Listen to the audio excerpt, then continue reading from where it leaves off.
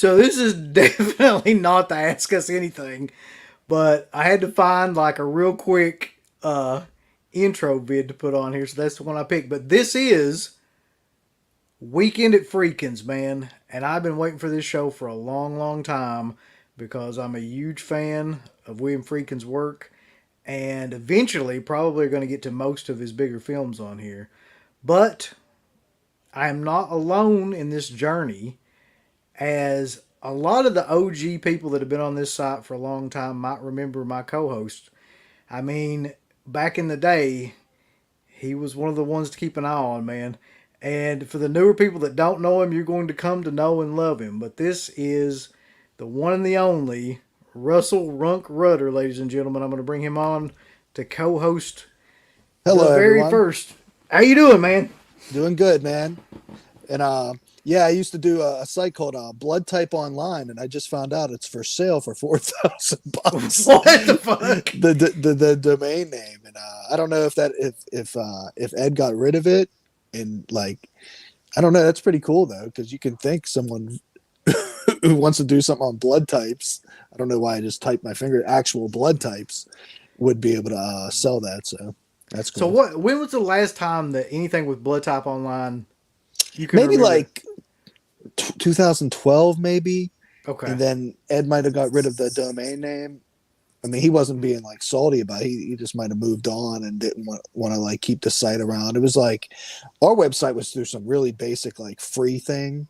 So I don't know how all that worked. Like I used to go on there and put like reviews on, but I don't know how the difference between the domain name and the site and what needed to be taken care of to keep it up. Yeah, I was just wondering because like it seemed like that was going, around the same time, parallel with us and everything, and then around the Mm-hmm. same time, like we stopped doing as much stuff, you guys stopped doing as much stuff. Yeah, yeah. I was just talking to you before the thing. It just I feel horror changed a little bit. You know, some things might have jaded me, and like the big boom was in the. I mean, for DVDs, like 2006, 2007, getting Monster Squad for the first time on Oh DVD, and yeah, then Pumpkinhead. Da-da-da. You can just rattle them off, and then Blu-ray came. You start buying some of them, and then what stops you from buying stuff is all the because me and CK and Adam Beck, we shared an account and had all these movies on digital. So I'm like, what the fuck do I need a whole bunch of shit for? I still have like 400, 500 Blu-ray DVDs, but like, yeah, I'm not a big collector anymore. well that's the thing though. Do you might agree with me on this, but I think that getting Blu-rays is great and everything. Like when a movie comes out on Blu-ray, but like when it was first on DVD, when it Mm-hmm. hadn't been on anything like up to that point, maybe like old VHS tapes, seems like it was like a lot more special to own something like that for the Yeah, first I time. mean, and then being able to like, I think the best thing, I think like none of us are gonna. May I don't know if any of us can afford to go to film school or whatnot, but like your DVDs and the commentaries is what I miss the most. And like Yeah. I'm jealous of some of the people. Like I'm not trying to harp. Like other people have money, I might not have a lot of money, but I'm just like I don't want to spend money on that stuff anymore. But I definitely miss the commentaries out of everything when it, and I'm kind of jealous when I see people getting like the Arrow video because I'm like I don't know if these things are coming with new commentaries, you know what I mean, or new cast added along to it or not. Yeah, but you're right though. That is like how we found out about anything to do with these movies, how they were made. I mean, like you just listen to the commentaries, you watch the special features and stuff like that. Like it was a Mm-hmm. big, that was a big deal the first when they first started doing that on DVD. And we'll Uh, get to it later probably, but William Friedkin, like if you see a movie he's made, that's one you want to buy because his commentary is going to come with some substance. I tell you though, his interviews like are actually my favorite interviews to watch. Mm-hmm. Like I think Landis is amazing in interviews, and I think Yeah, because he's Freak, real hyper and yeah, he's stuff. just like all over the place. But Freakin' is just like it's something. I mean, he knows, backward and forward everything that happened in the movies, what Mm-hmm. he did, like all of the stuff that happened, and his are always like an hour and a half to 2 hours long. Like I've He's like noticed. a he's like a combination of man of the street and then hoity-toity. He is, yeah. Like you can be like, oh, this dude probably goes to fancy restaurants and stuff. He used to wear scarves on set and shit. You can But see, yeah, like some of those old yeah, pictures where he's got like the yeah, ascot and shit on. with the telescope. Yeah. But he's like a combination of, you're exactly right. Like he's real kind of like he knows a lot about opera and art and shit like that, but at the Hmm. same time, like he kind of sounds like Trump. Like he's very, he's from Chicago too, so I'm assuming that, Yeah, he speaks very matter of fact. And yeah. what else was I gonna say? I forget. My bad. But he's one of my favorite filmmakers, and that's kind of why I was wanting to do this. And I knew that you, above anybody else that I knew, were a huge Cruising fan because like you were one of the only people that ever talked about this movie Hmm. 10 years ago. Oh, You know, and we'll get to cruising, but yeah, it's something you can like. What I like about his films, some of them, especially his ones that aren't like Exorcist and French Connection, you can like poke holes in them, oh but then yeah, they're so yeah. memorable. Well, That's that what I yeah, like that's the about them. thing though. Like, and even with these two movies, and especially maybe like more so with Cruising, like watching them, like you can see. I mean, there's some questionable acting in certain parts, and there's some bad dialogue maybe, but that's Hmm. really not why that I watch these movies because like the thing about Friedkin's movies is they're always exciting, they're always entertaining. Like Hmm. shit fucks up in them, and like he films it, and that's like one of the big differences. Like to me of watching his movies and other people's. And he seems to be a big proponent of originality. Like he really likes to Oh talk yeah, about that when he talks about the films Bug, Killer Joe, Cruising. He's not like telling you like, oh, these are like as good as or landmark films like The Exorcist and such, but he's just saying these films like they're original because of his little decision making. That like I don't know a lot of we'll get to it, but there's I think there's flaws in each of them or things that people will bitch about, whether being film snobs or special interest groups. So, yeah, and there's just really no way to talk about, especially to talk about Cruising, without just talking about some shit in it. So I mean, if you're like the sensitive type of person, you mhm. probably should not be watching this stream because I mean, you have to like if we did like a 2022 PC version of Cruising, it would be about 2 minutes long. Like there's literally no way to do it. And there's like a little what do you call that when there's a warning before a film? Oh, like a spoiler There's like a or warning, but oh like a what do you call that when you it's like a heading saying this film it does not speak for the whole gay community. It's only right. about a subculture or something like that. And if you said that today, people would be like, well, that's not enough. You know what you're doing. Oh, they kind of did that back then, but we're getting ahead of Yeah. ourselves. Though. Yeah. Yeah. We're Yeah. getting Yeah. ahead Yeah. of ourselves. Yeah. Yeah. Okay. Shut up. All right. So anybody, we're not. This is not in any kind of order. I mean, this is the first episode of this, but this we're not doing his films in any kind of order. Like by this time, by the time that he does Cruising in 1980, he had already done like The Exorcist and French Connection. He was already like, Sorcerer. yeah, Sorcerer. He's really well established by this point. And some people say that Cruising and maybe even Sorcerer were kind of like missteps, but I don't think so, man. Like I really Yeah. don't. Like, and so he goes kind of underground for a while from like the early '80s after Cruising, and does a couple of things that don't do too great, but then he bounces back with what the first movie is we're going to talk about tonight, Mm-hmm. which is To Live and Die in L.A. 1985. This was kind of like his return to form, I guess, for that time period. Yeah. And like, I don't know if it could have went that way. Like, I don't know if he expected to go that way. You know what I mean? I mean, the film, I feel it, it grossed a decent amount of money, nothing major, but he, as you can see when we do this, or you'll see as we do this interview, it didn't have a big cast. He didn't have that going for him. No, I mean, no. but now, go on. I was just gonna say though, but when you look at this movie, pretty much everybody in this movie would later become like a lot more famous. Yeah, Like they yeah, it were took a all, while. yeah, yeah. They're all like not known at all then, but like Mm-hmm. it has an amazing cast in hindsight. Yeah, one girl later in the film, it's not that important, so I'll just dish it out right away. She was on Frasier, and she's massaging fucking toes. That's right. That's right. There's so many people in this movie where I was like, I know I've seen these motherfuckers somewhere. uh, Where? Okay, not to skip ahead a little bit, but this has been killing me.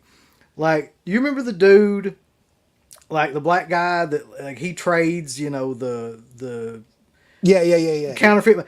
Was he not the guy from American Ninja, or am I just like losing my I'm not mind? too familiar with that, but he was out in the 80s. He's fairly popular, and he died relatively early, at like 43 or something.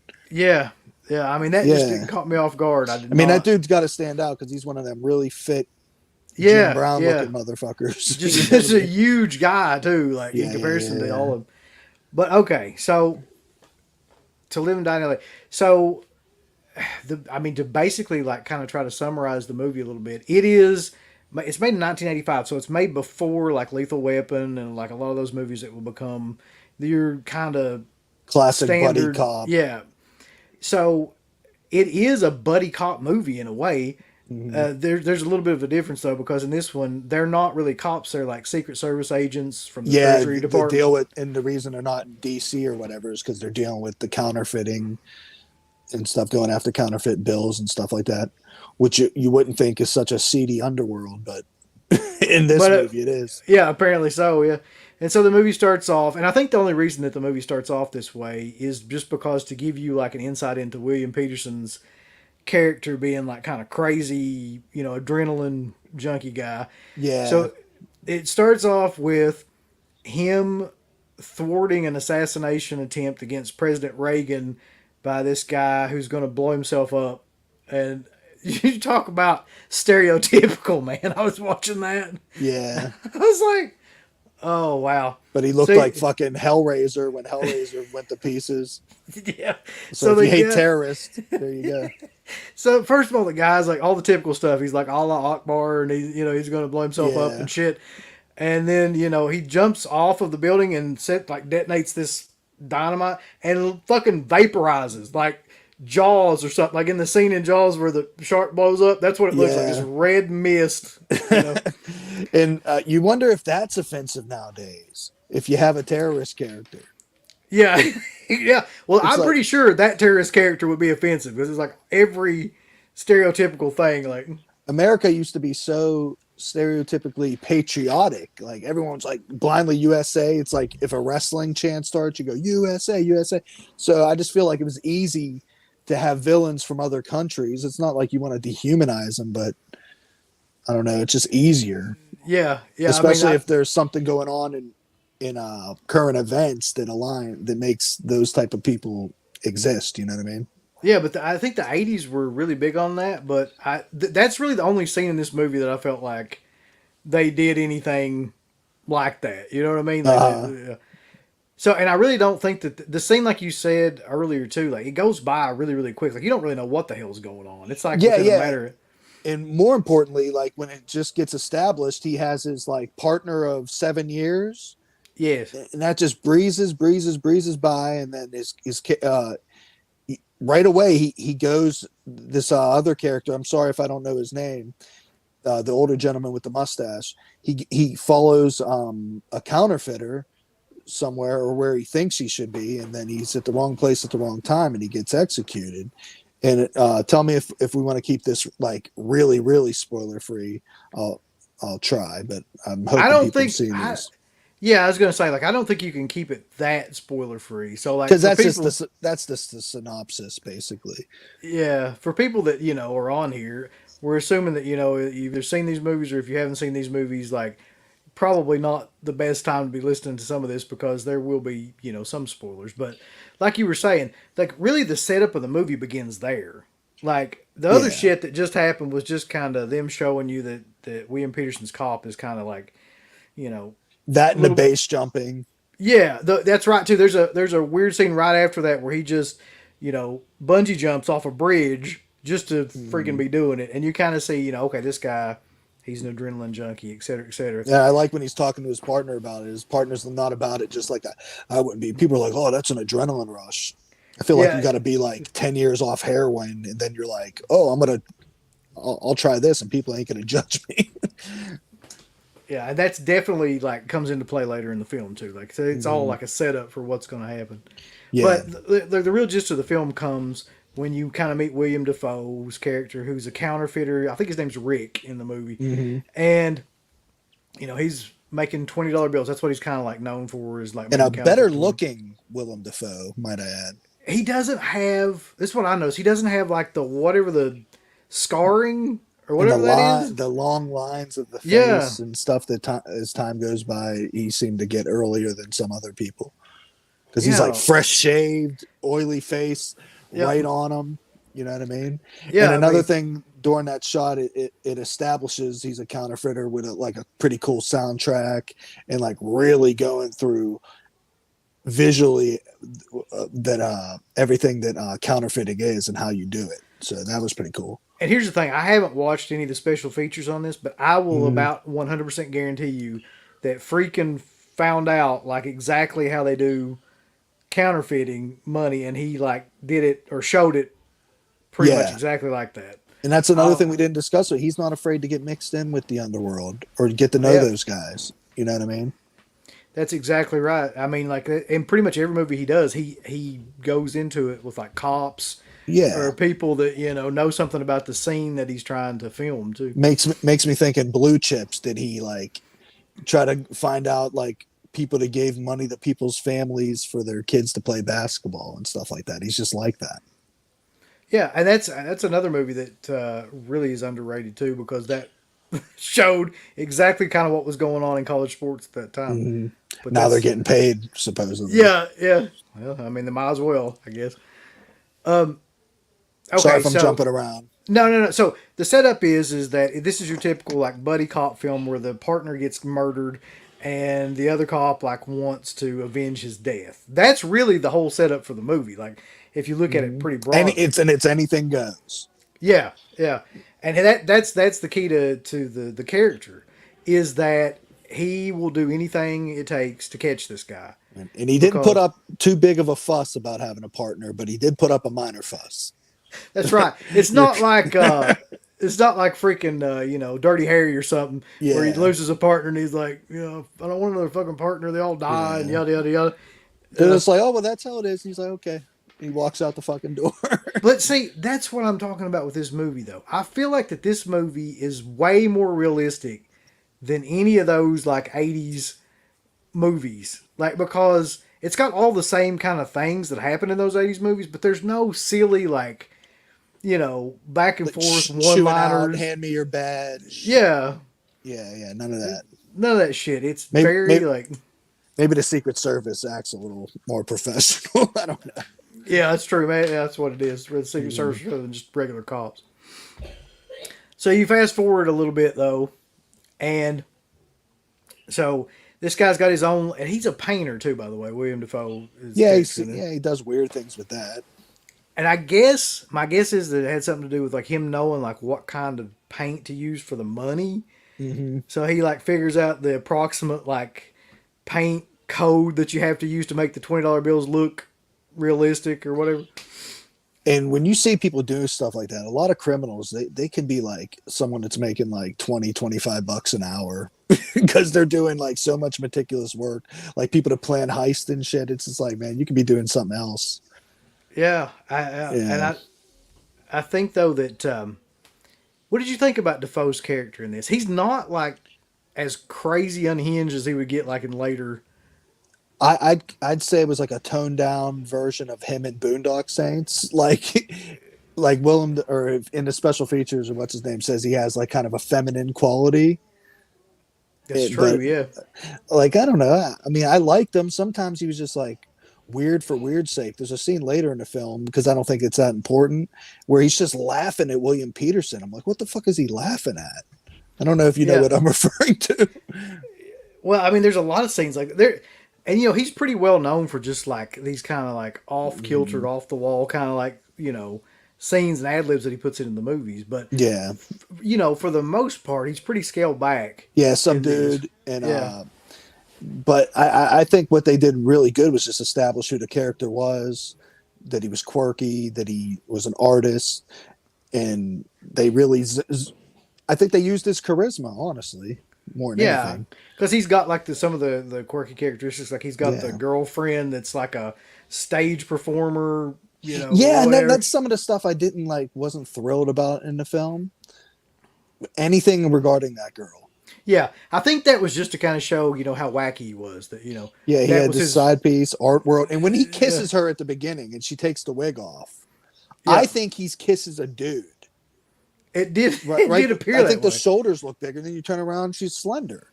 He I probably don't know. maybe he had to do like a pickup shot or something.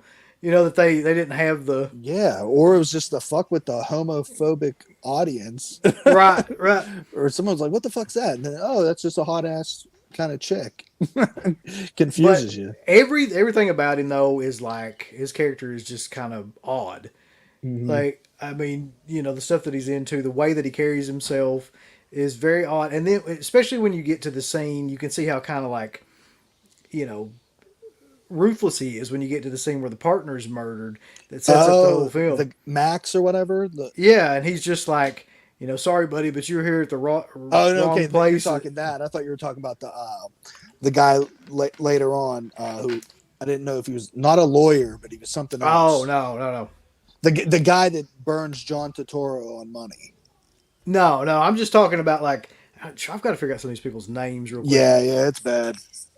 Okay, so the partner's name, Jimmy Hart. How the fuck did I not know that? The partner? The partner's name is Oh, Jimmy Hart. the dead partner, Yeah, yeah. mouth of the fucking south. How did I miss that, man? Out of all the names, like that should have been the easiest one to remember. Yeah, I can't believe I didn't know that either. So William Peterson is Chance, Yeah, and then John Pankow, who's his part plays his partner, is Vukovic. Vukovic. So Yep. those are basically the most important, and then Masters is Willem Dafoe. Right. So the scene that got me where I knew like okay like this is going to be a pretty realistic style exploitation style kind of movie was the scene where Jimmy Hart gets killed because Yeah, they act that like it's not enough he gets shot like one time with a shotgun but he gets shot in the fucking face with a yeah, shotgun and I'm not sure how they did it but it looks like they just took like a fucking bunch of meat or something and just threw it in his face like when they yeah. showed the shotgun. Maybe they reversed it real quick or something. Yeah.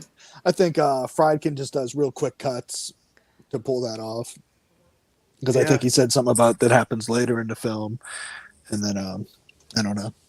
But that's very effective, by the way, because you're kind of jolted by the look of it or whatever.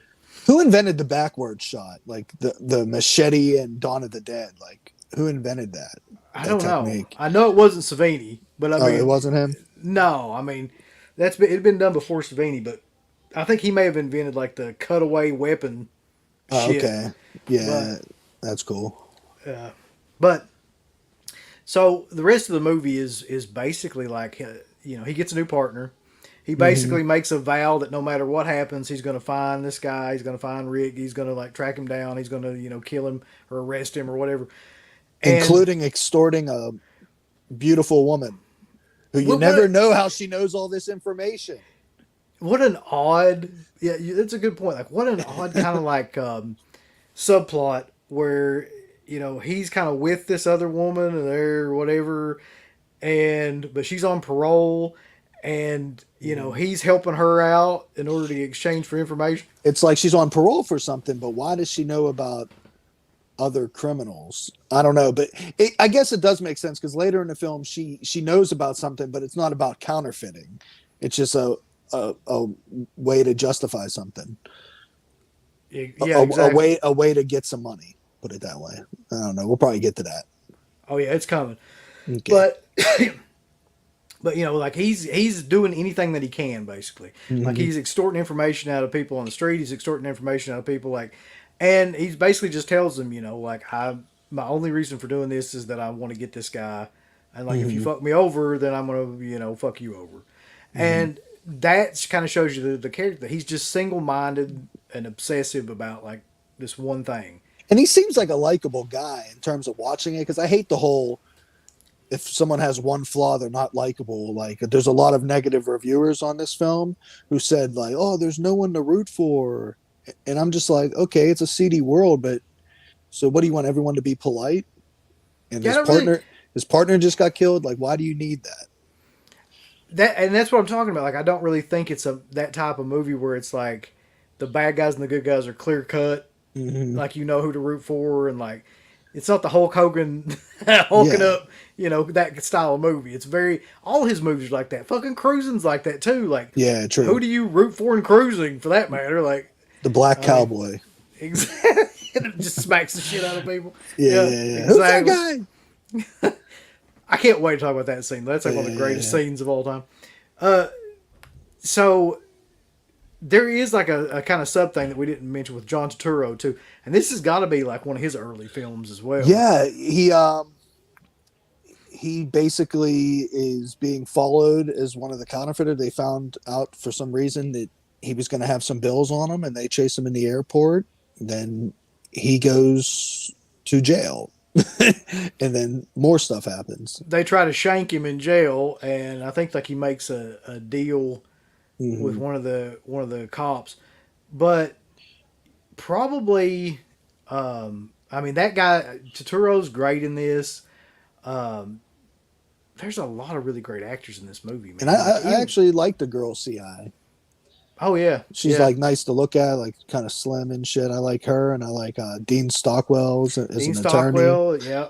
Yeah, but then like you said, what's his name was afraid to get shanked in prison, so what do? They make a deal to get him out, and then he's with William Peterson's character, and he's like, "Oh, I just want to go and see my daughter. She's in the hospital." He gives the name and everything, and Yep. then Yep.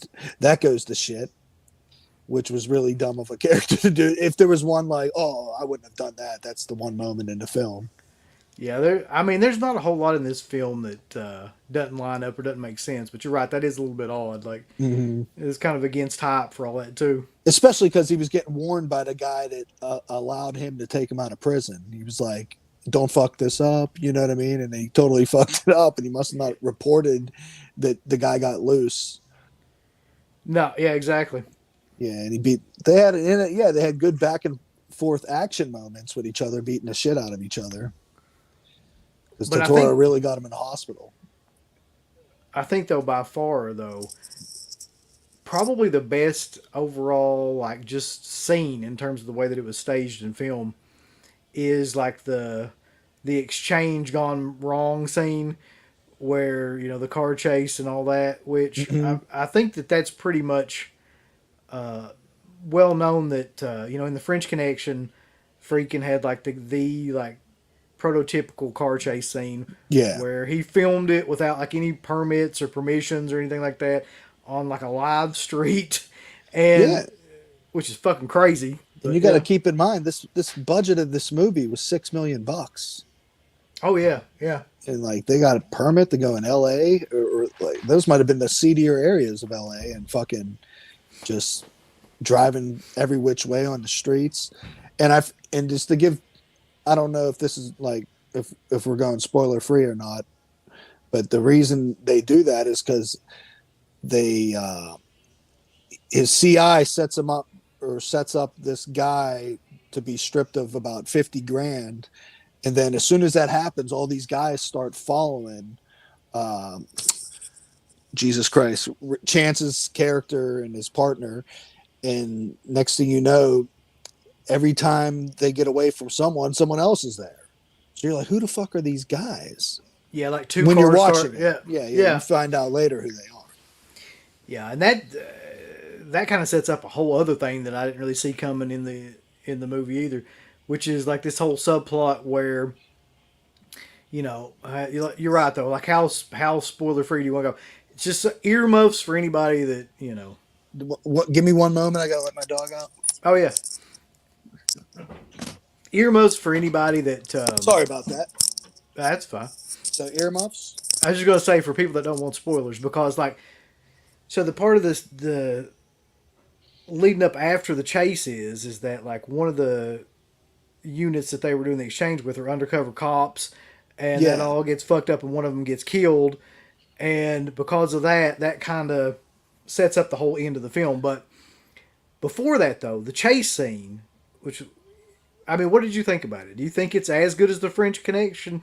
I haven't seen the French Connection in a while. I think that's probably more like exciting, but this one was really going wrong way of the street, cross railroad tracks, down like the little thing to prevent floods, like everything, man. It was crazy. Yeah, I mean, I think they had more interactive shit in this than they did in that one because like you had the trucks coming in and like Hmm. almost boxing them in. Like you had like all the different angles, like you said, going the wrong way down a one way Yeah, people street. Like, still compare it to Bullet and Ronin, so I mean, it's in good company with a bunch of films. So I just think I they should be mean, happy they're compared. But yeah, it was a really it was an inventive chase. yeah, and I love the fact that Freakin is trying to kind of outdo himself Yeah, in these movies too. because he could have Uh, already been like, been there, done that. Why do I need that in a counterfeiting film? But exactly. Like that's the weird thing about it is like at the end of the day, it is a movie about like two Treasury Department dudes chasing a fucking counterfeiter, but it's a lot more exciting than that would make it seem. I mhm. guess. Yeah, I guess like when I look at counterfeit, I'm like, why's everything got to have? I mean, you sell drugs. There's just always someone that got to kill someone. It's not like none of them can be ran like businesses. Exactly. Yeah. You gotta kill someone and have cops on your ass. Yeah, so they chase them, and then one of the guys gets killed, and then the cops are basically two white males in a tan car. Right. So, Right. and they're like paranoid. They're like, "Oh, we're gonna be out," even though they didn't shoot the guy. But so that makes the partner even more worried about. Oh, you got me in some shit, like Vukovic or whatever. Yeah. So yeah, he ends up at Stockwell's, the lawyers, and he's like, you know, he's advising him, you need to make a deal about this because like you're going to end up going down for this cop's death and all this stuff. Hmm. But he won't turn him in or anything like that. He won't turn in Chance. Yeah, he'll piss and moan, but he stays sullen. Exactly, that's exactly right. Which basically is all he does for the rest of the film. He just kind of looks, Oh, when you he's in know, the car, he's like, and that you got to give him credit. When he's in the car, one time he's like, oh, it looks like he got vertigo or some shit. he's fucking just like he literally is like Macaulay Culkin style, just oh. Yeah, Yeah. I don't know. He's a good actor. I've seen him pop up in some other things. I can't put my finger on it what it is, but I've I seen him as can't a either, character man. I actor. think he was in a TV show, but I can't think of what the fuck it was. Mhm. But somebody on here will know. Anyway, speaking of which, I should probably get like before we go to the ending of the movie, I should probably like check in with the chat here. Hold on. Yeah, yeah. See if there's any questions or if people troll. I hope people troll. I always enjoy that. Yeah, yeah, yeah, yeah. Okay, so Vanderhoff 66 says that he's never seen To Live and Die in L.A. and he's 53 years old. Wow, Buddy, came out in the prime of his life. now's the time.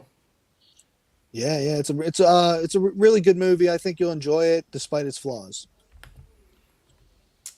Alex Daldrell says that Freaking definitely had some mob connections. Yeah, I think that's established in Cruising too. Cruising, yeah, Yeah, with the leather bars.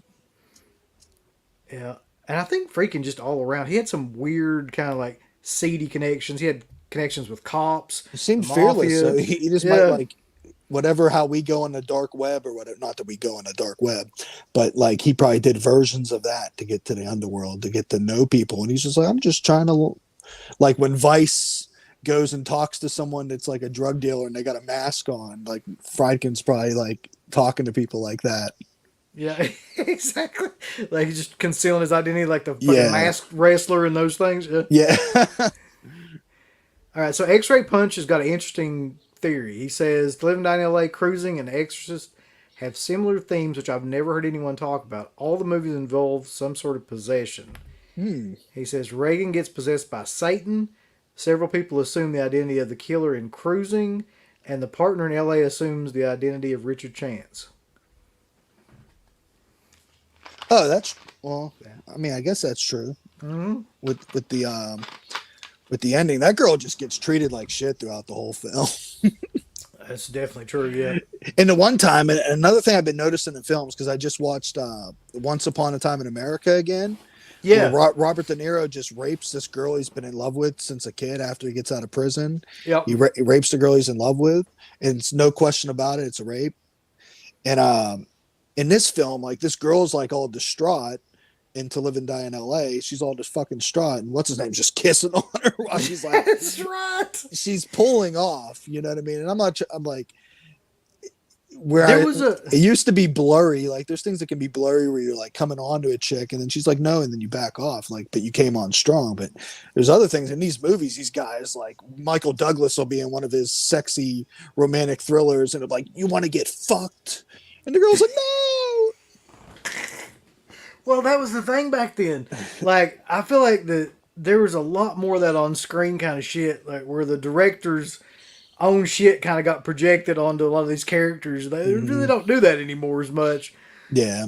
And like I think you should maybe make characters flawed, but you just wonder what if it's a theme back then. And then because sometimes I'll be like, man, women need to come forward right away. And like sometimes I won't believe every single instance. Yeah. But man, in this movie world, there's like no question that the characters are doing some rapey type stuff. All the way through it. Yeah. And I think it was Wes that was asking me last night about cruising, or somebody was asking me about cruising, like how was it or something like that. I'm like, it's very rapey. Like there's a lot of like just borderline, pseudo rape stuff in it that we'll talk about later too. Cruising? Yes. Okay, Yeah. okay. Jake says not only did Friedkin know how counterfeiting works, but he started spending some of it. When the FBI asked him to come in for questioning, he was like, "Nah, I'm good." See, I don't know. I mean, I'm not going to discredit this person saying that, but I know that that the prop master from the film's kid went and spent a 20 with a 20 side and a blank side. And I know that's a fact. And I don't know. Who knows what Friedkin did? Maybe he just wanted to have a good lunch. Yeah, that's true. It says Stuntman Mark says a lot of the counterfeit stuff probably felt authentic because of the guy who co-wrote it with Friedkin, who was a former Secret Service agent. That's right, yeah. That's true. It's based on a book, wasn't it, that he wrote? And that's another thing Friedkin always does. He always has a Secret Service agent. In Cruising, one of the main dudes in the film was a cop that I think went in that underworld. I don't know. He probably had real priests and shit on The Exorcist. Like you just got to give him credit. You got to give him a lot for like the kind of like research that he did at that time too. Oh, here you go. That's what you were talking about. Alex says apparently the prop master's young son got a hold of some of the bills, which ended up being spent at some stores. The Secret Service actually quickly got involved. Yeah, the cast and crew said they'd hear like helicopters going ahead of them, wondering is this the day that they're going to come down? Because That's I mean, just no doubt they wanted to make it realistic, and how do you do that? But the money had like something where no money has an X on it, and there was an X on this money. So whatever was made wasn't most of it wasn't gonna really pass a test of anyone who was knowledgeable. It was interesting too because there was the one scene where the guy's like trying to figure out if John Turturro spent like counterfeit money, and he goes up and he's like, you got a pencil with an eraser on it?" And he does some shit, blows it off, and then is like, so I'm guessing like, they found him right away. Yeah, it will. Yeah, I mean, if you fuck with the ink, it will just erase off of the.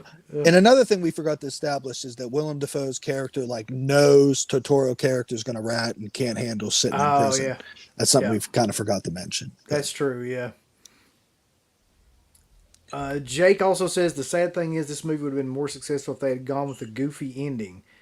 That's maybe true. Audiences were soft in the 80s and didn't like cynical endings, which is why the thing did poor. So what's the goofy ending it could have been like? Okay, so earmuffs for anybody that doesn't know what the ending of this fucking movie is. But apparently Friedkin filmed another ending of this movie where he survives the fucking shotgun blast to the head. Oh, that's goofy. Okay, goofy in terms of not being realistic. Yeah. Yeah, I mean shotgun spread. Yeah, you are like from like 5 feet away or whatever. You're not surviving a shotgun blast. I don't give a shit where you get hit. Unless you're the kid from the movie South Central. That's right. He gets shot in the back. But that was from like 30 yards or something like that. Carter Derdention says William Peterson had a great 1-2 punch with this and Manhunter. That's true. Like I forgot about Manhunter, but it should have made him a bigger star. He's not a bad looking guy. I mean, they said he looked like Dan Marino, like kind of older at the time. I don't know why he didn't, but I'm talking about this. He got his just due in CSI. Who knows? Maybe he was doing theater and stuff when he wasn't getting a bunch of. I don't recall William Peterson and much more else in the I don't either. late '80s or the '90s for that matter. CSI was 2000. Yeah, it's like he should have, by all intents and purposes, after those two movies, like gone kind of up, but he didn't. It didn't seem like he just kind of disappeared until TV. Really, Mm-hmm. I mean, I'm sure he didn't disappear, but he was not like a big name star or anything. Mm-hmm. God, if I was someone like that, I'd feel like the world was against me. I mean, those are two good movies, but they weren't big money makers. No, I, we all heard about what is it, Mindhunter or Manhunter? Manhunter. Manhunter, yeah, Yeah. We heard about that like after the fact. Like most people saw Silence of the Lambs first. that's very true. Like that movie only Mm-hmm. really caught on after Silence of the Lambs. Mm-hmm. And then they kind of remade it with Red Dragon, which was kind of a slap in the face. Not that Red Dragon sucks, but it's like, wonder why you I, did that. that's true. I actually prefer Red Dragon over Hannibal. Goddamn. I like Hannibal until it gets to the Ray Liotta scenes. Yeah. But like all that stuff in the other country, I mean, we're kind of veering off, but I don't know. I like when he's in that other country and he hangs that dude and all of his organs fall out and shit. Oh, the priest, or not the priest, but at the The church or whatever. detective, yeah, the detective or whatever. X-Ray says a similar cop flick from the '70s. It's also pretty good. Was Bustin' by Peter Hyams. Really cynical look at police. I never saw that. Never saw it either, man. I when it comes to cop films from that time, I've seen a lot of like the Sidney Lumet, Serpico, Dog Day Afternoon, even though that's more about the bank robbers, and fucking Prince of the City with I forget his name, the dude that did the Substitute sequels. Oh, Treat Williams. Treat Williams. He's in a really good cop Yeah. movie called Prince of the City. That if people like an '80s cop movie, you'd like, but it's more the Sidney Lumet flavor of Serpico and longer. Wow, I hadn't thought about Treat Williams in a long fucking time. Come thinking. Yeah, and he was just in Once Upon a Time in America. I just seen that. I don't know. I like Treat Williams. Sorry, when I'm doing this, I'm like reading the questions. Oh yeah. Let's see,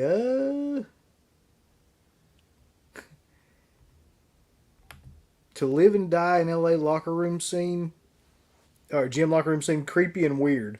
I see more ass than dicks. You know what I mean? That's the thing So, about Freakin' though, man. Like he didn't shy away from yeah, it makes any, you wonder about him. yeah, like any of that. Wears scarves, then he does the blatant stuff. But I think he's just like tries to push the envelope. And if you go to fucking, if you ever go to a public pool, you'll see some 65-year-old with a thick tan penis.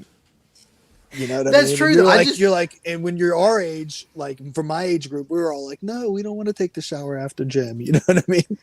I just think though that he just was incapable of like everything had to be realistic. You know what I mean? Like if you're in a locker room where some people might cut away, like he's just like, this is what it's like. Or maybe that was to establish that the cops weren't wearing wires, Maybe. or they Yeah. were trying to play it to the guy who was comfortable getting naked. Like, okay, we're getting naked too. Whatever. Yeah, I like, mean- so we're not wearing wires. Who had the most tone ass? That's it. All more tone than mine at 41. I'll tell you that. It's hard to fucking believe that we're 41. That's fucked up. It's so crazy because I like that you and CK are like the same age as me, and I found it the same time, probably from Tim Gross. It's just Probably. crazy that we're all like the same age, like almost everyone on that site from that time. Adam Yeah. Beck, Whatever the fuck ever happened to Adam Beck? That's one person I've wondered about. he pops on like I don't know if he liked the fact that I was doing this thing with you guys. So. I haven't seen him on here. I don't know if I just not Dick caught it or- Joy. Old Buzzkill himself. He would shit all over this just to be doing it. He used to, dude. Me and him are cool, and like, oh my god, when we were doing the Bloodtype, he was like, "You guys are copying off that." I'm like, "No." I'm like, "We found it at the same time as we had a domain for a site." I'm like, "It's so hard to dispute because we actually were doing very similar things." Well, I think there was a lot of people doing very similar things at that time. It just And then tons of different podcasts, and a lot of people were shilling their podcasts on your message boards, so that can be annoying, including myself. that was a great time though. I mean, there's Yeah. like a million more shows now, but anyway. Mm-hmm. Darlene Flugel was drop dead gorgeous. She was Ruth. and said that she died in her early 60s due to early onset Alzheimer's. Jesus Yeah, and a lot of Christ. these people are doing their work for me, and I did think she was beautiful in her. From the DVD commentary, says she must have been in her 50s and that. She stopped working in the 90s for God knows what. Maybe she got married or whatever. But yeah, I I think she was pretty. I mean, the haircut didn't do any favors, but she grew on you. That's true. But yeah, the Alzheimer's at 60s got it in her 50s. That is freaking, I don't know, man. Stuff like that scares shit of me now that I'm in Oh, my 40s. that and ALS. Like, If gee, I get that or ALS, I'm like, might as well just give up. And uh, if anyone has relatives going through that, I'm sorry to say that. I mean, it's kind of true, though. Like, if I got Alzheimer's, I would, well, I wouldn't know it, but it would be, Mm-hmm. horrible way to go. Mayor says, I believe that Kino Lorber has it or is releasing Bustin' on Blu ray. So I'd actually probably get that.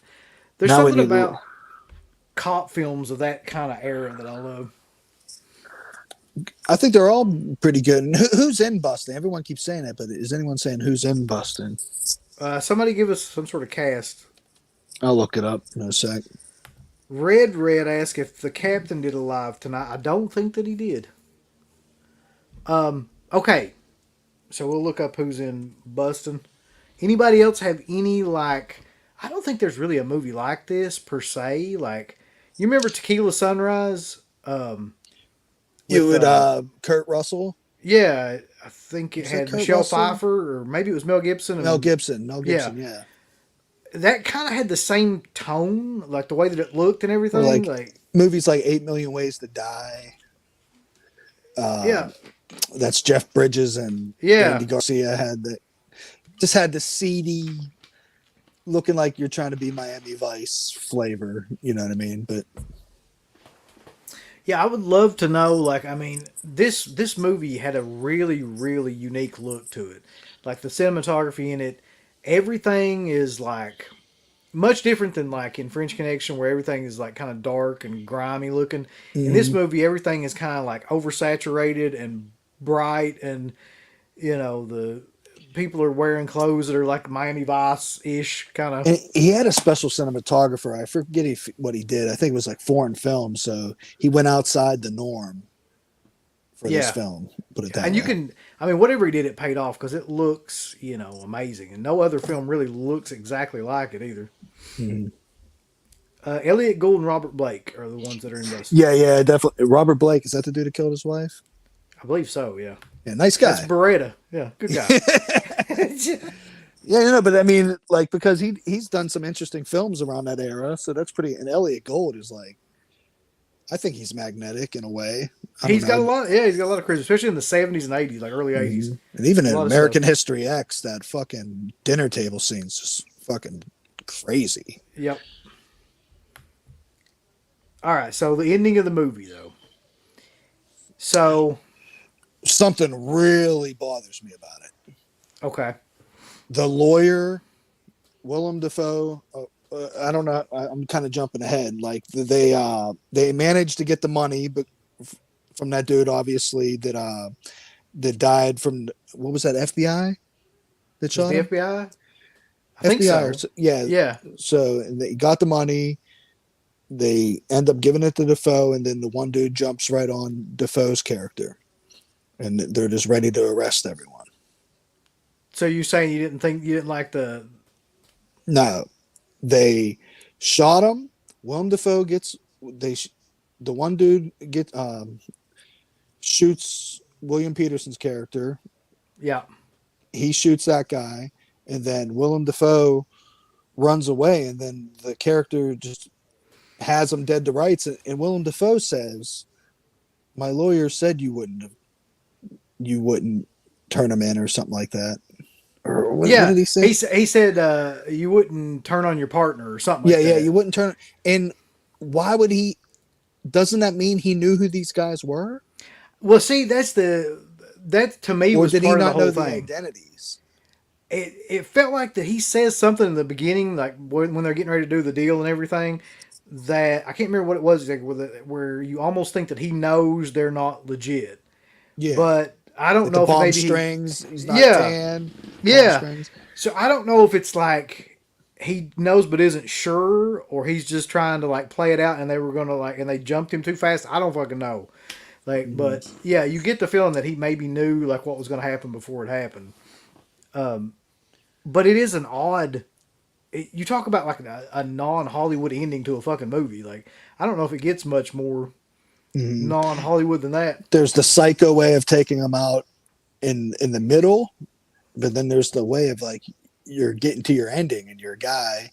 But then I mean, he was an adrenaline junkie and he was into I think his partner jumped on it too quick. Like, give it some room to breathe. You know what I mean?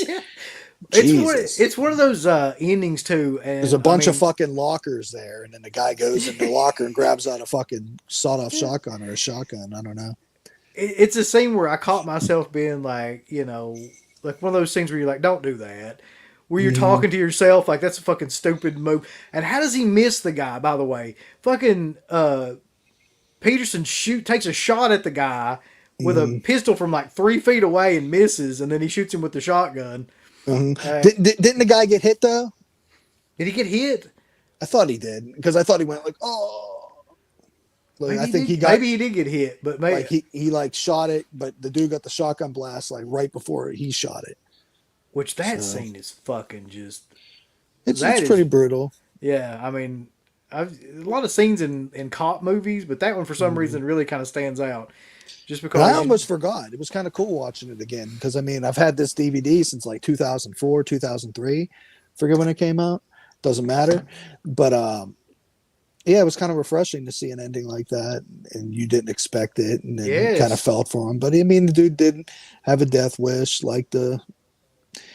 And another thing, just to bring up, because Willem Dafoe or not Willem, uh, motherfucking Friedkin talks about on the commentaries that it's a counterfeit world with counterfeit people. Like nobody is as they real. seem. Like yeah, Yeah, it's like the cop isn't doing what cops are supposed to do. I don't know. It's a weird little analytical thing by Friedkin himself, but in like the phony girl, how at the end she goes off with the girl that was massaging her feet. yeah. It's like, So yeah, everybody in the film, like that's one thing I love about a lot of his movies too, is that everybody in the film is both good and bad, and like nobody is cookie cutter kind of mm, rah rah rah like one is a good guy or a bad guy or anything like that. Like even Defoe in this movie like is basically just a businessman. Like he mm-hmm. doesn't really want to kill anybody. They Yeah. just happen to What if that cop was the first person he ever greased? yeah. You wouldn't like to think that with how quick his partner was to do that. You know what I mean? Yeah, I mean, and same thing, with Chance with Peterson, which is like he's the cop. He's supposed to be the good guy, but he's Mm-hmm. extorting all these people and taking advantage of all these people. And at the same time, like he's just basically like on an adrenaline rush, almost getting people killed until he finally does get himself killed. Which Mm-hmm. that's probably one of the better parts of the movie to me, though, is that it doesn't take like a happy kind of. It would be like to me if if Mel Gibson got shot in the face in Lethal Weapon, like at the end of Lethal Weapon, Mel Gibson just got fucking drilled by Gary Busey or something with a shotgun blast. And I established earlier, like I don't care if like everyone in the film's a good person or not, or having someone to root for, and Yeah, even the most like likable, redeemable person with the best qualities ends up extorting a girl, and he's probably going to do the same thing Peterson was doing, or like end up in a relationship with this chick. She's basically sold exactly. off into white slavery with cops or Secret Service. I don't Yeah, I know. mean, I I just feel bad for her. Like, what did she do? What was you her really initial crime? you really do have like a soft spot for this girl out I think, of but anybody in the movie. Yeah, she's good looking, and then the actress died. You know, and then yeah, I'd just seen her get blasted away in Once Upon a Time in America. yeah. So There's a lot of shit at one time happened to that yeah, poor she girl. was in lockup. Who is she in lockup? I think she was the wife. Holy shit, you're right. Yeah. Yeah. Yeah, she's a good looking girl, man. So if she was fat and ugly, I wouldn't give a shit about these cops treating her like shit. That's right. That's his motto. That's how he rolls with it. Just kidding. So, Cinemurdrum does say that you're talking about the cinematographer was a guy by the name of Robbie Mueller, who did Repo Man as well. Oh, okay. Yeah, so I wonder what the films he did on his own. I think he was a director too. He might have did some foreign shit. I haven't seen Repo Man in a while. That's just like a punk rock classic or something. I haven't Which, either. I'd like to see it again though. mm, X-Ray Punch says that Chance was asking for it throughout the entire movie. I think that's true. I think that's the whole point, really.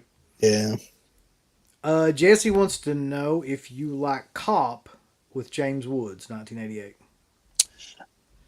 might have seen pieces of that back in the day, but I should watch it because James Woods is always, and he's another guy in film to be smacking bitches around. Like in Vampire, he's crazy as hell. Yeah, I But love that. she just turned into a vampire. That's why he's like, you bitch. Yeah, I think that movie is kind of like corny, but I love that movie for some reason. Like just his character in that movie. I didn't like the really tall vampire, the guy from Karate Kid 3. Oh yeah, That's yeah. what I think his presence made me, I think that's we were supposed to like that, but I don't know. But I just watched it. It's fun. Daniel And Baldwin was really good. He's I like was getting kind ready of to say charismatic. Daniel Baldwin. Yeah. Yeah. So I actually agree with this next comment a lot, and I wanted to talk to you about this too, see if you thought it. Jake says, my only issue is that everything after Chance gets off feels rushed. The confrontation with the foe and the partner, especially. Still, Mm-hmm. it's a great film. Yeah, it's like okay, that really maybe should have been the end of the Mm-hmm. movie, like the whole shootout sequence. Maybe like they all simultaneously get shot. But no, like they get shot, and then there's only maybe like 3 or 4 minutes of the movie left, and it's basically William Defoe runs into another room To and that says, place with the Chinese logo. "Yeah," and like you said, like he basically says that shit to him, gets the drop on him, and hits him in the head with a fucking board or something, Mm-hmm. and Catches then on fire. So it's like what he lacked in like what like some of the stuff we hate, it definitely made up for him. Like a guy catches on fire, like I just was confused by a plot point, so I gotta take one or the other. yeah, I I mean, mean, why I can't understand why the lawyer knew the stuff. that's a Did good point. I really didn't think about it like that did he much. think the cops weren't going to arrest him? Did he not know that these guys were the cops and there was two other guys talking to the lawyer? I don't What know. the? And see, that's the thing though. I don't know how much of this. I probably should have watched the special features. I don't know how much of this was purposely done by Freaking to kind of be like, Oh, you he know, doesn't care about explaining things. He no, said that, no. yeah. So maybe it was left to be like ambiguous, where you're just like, Mm. you don't know how much he knew about what was going on. Oh, we didn't. I didn't even mention either the soundtrack to this movie. Wang Chung. Oh yeah, how was that? Wang Chung. Sorry, I did that real quick just to see what how much battery I had left. Wang Chung, yeah, they're decent.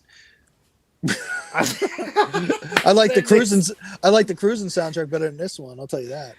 I thought the soundtrack of this one was pretty damn good though too. Yeah, But I think you're right though. The one in Cruising is it's like insanely good.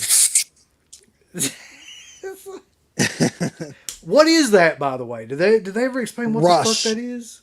Rush? It's almost like nail polish or something like that. It's like just like some type of inhalant.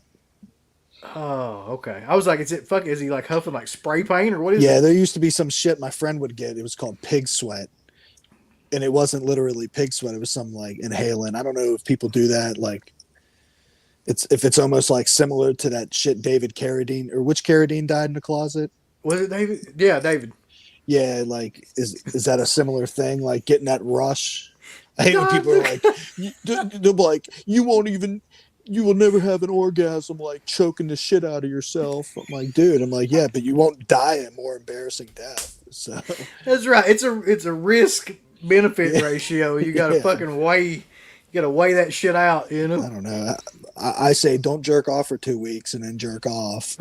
Yeah, That, sit on your hand or something, but don't fucking like string yourself up. yeah, and then your How poor many mother people? has to find out if you died. How many people have died like that? Like at some fucking point, you would think that people would stop doing that, but no. Yeah, But that's where you that's think like when someone's hanging herself in a closet, like something would break.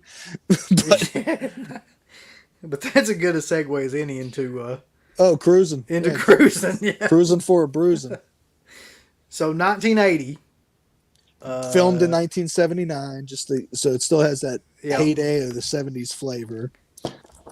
Got a budget of $11 million. I'm just looking this shit up right now. Which is crazy. Do you think Cruising looks like a bigger budgeted movie than To Live and Die Oh, in L.A.? I mean, I think they both. I'm not gonna say they look the same, but they both look bigger than their budgets. I'll put it Yeah. that way. And Uh, definitely like Cruising. and Al Pacino is probably what That's a yeah, lot probably of the about budget $7 or $8 was. million of it. Yeah. Yeah. But the weird part about Cruising to me is that it's Al Pacino, right? Yeah. But there's really not a lot of other people in this movie that are known. Like To Live and Die in L.A. Like you had a ton of people. hmm You Well, I know, guess you got Paul Sorvino, got Paul Sorvino. Yeah, James Remar later, who's known. that's But true. Karen Karen Allen, Allen. Yeah, I forgot about yeah. Karen And Allen. did I tell you that she's who autographed my Cruising? No, please, God, tell me the story behind that too. She was just at a convention, and I said, "I'm never going to meet Al Pacino. Let's get this signed." That's basically, and she was just like, "Don't get this one a lot." I'm like, "Nope." Like I didn't even have much to talk to her. She's just kind of like the girlfriend in the movie. You know what I mean? That is the weirdest part. And like I know that Friedkin did it because he just kind of wanted to balance out all the other stuff in the movie, but hmm it's just so out of place. Like her role in that movie is just kind of like I mean, so one odd. place is just like during some sex scenes, like there's some tension. It's like, is Al Pacino trying to get really into it because he's in this gay underworld, or is he turned on from the gay underworld and like using that on her? Like, who knows? Well, that's one of the things I want to talk to you about in this movie too, is because there's a lot of ambiguity in like in and of like his character in terms of what was happening to him. You know, hmm during the, what was he? But anyway, I don't know. I mean, I think he's trying to get into it, and I think maybe he was scared too. This wasn't just homosexuals; it was a homosexual killer. You know what I mean? So yes. I don't know, like, but then as a cop, you'll try to go in and risk anything, and he's being ambitious. But we'll get into that. Like Well, when listen he, to me, like this one is one you need to set up oh, okay. because I feel like that you have a personal history with this movie.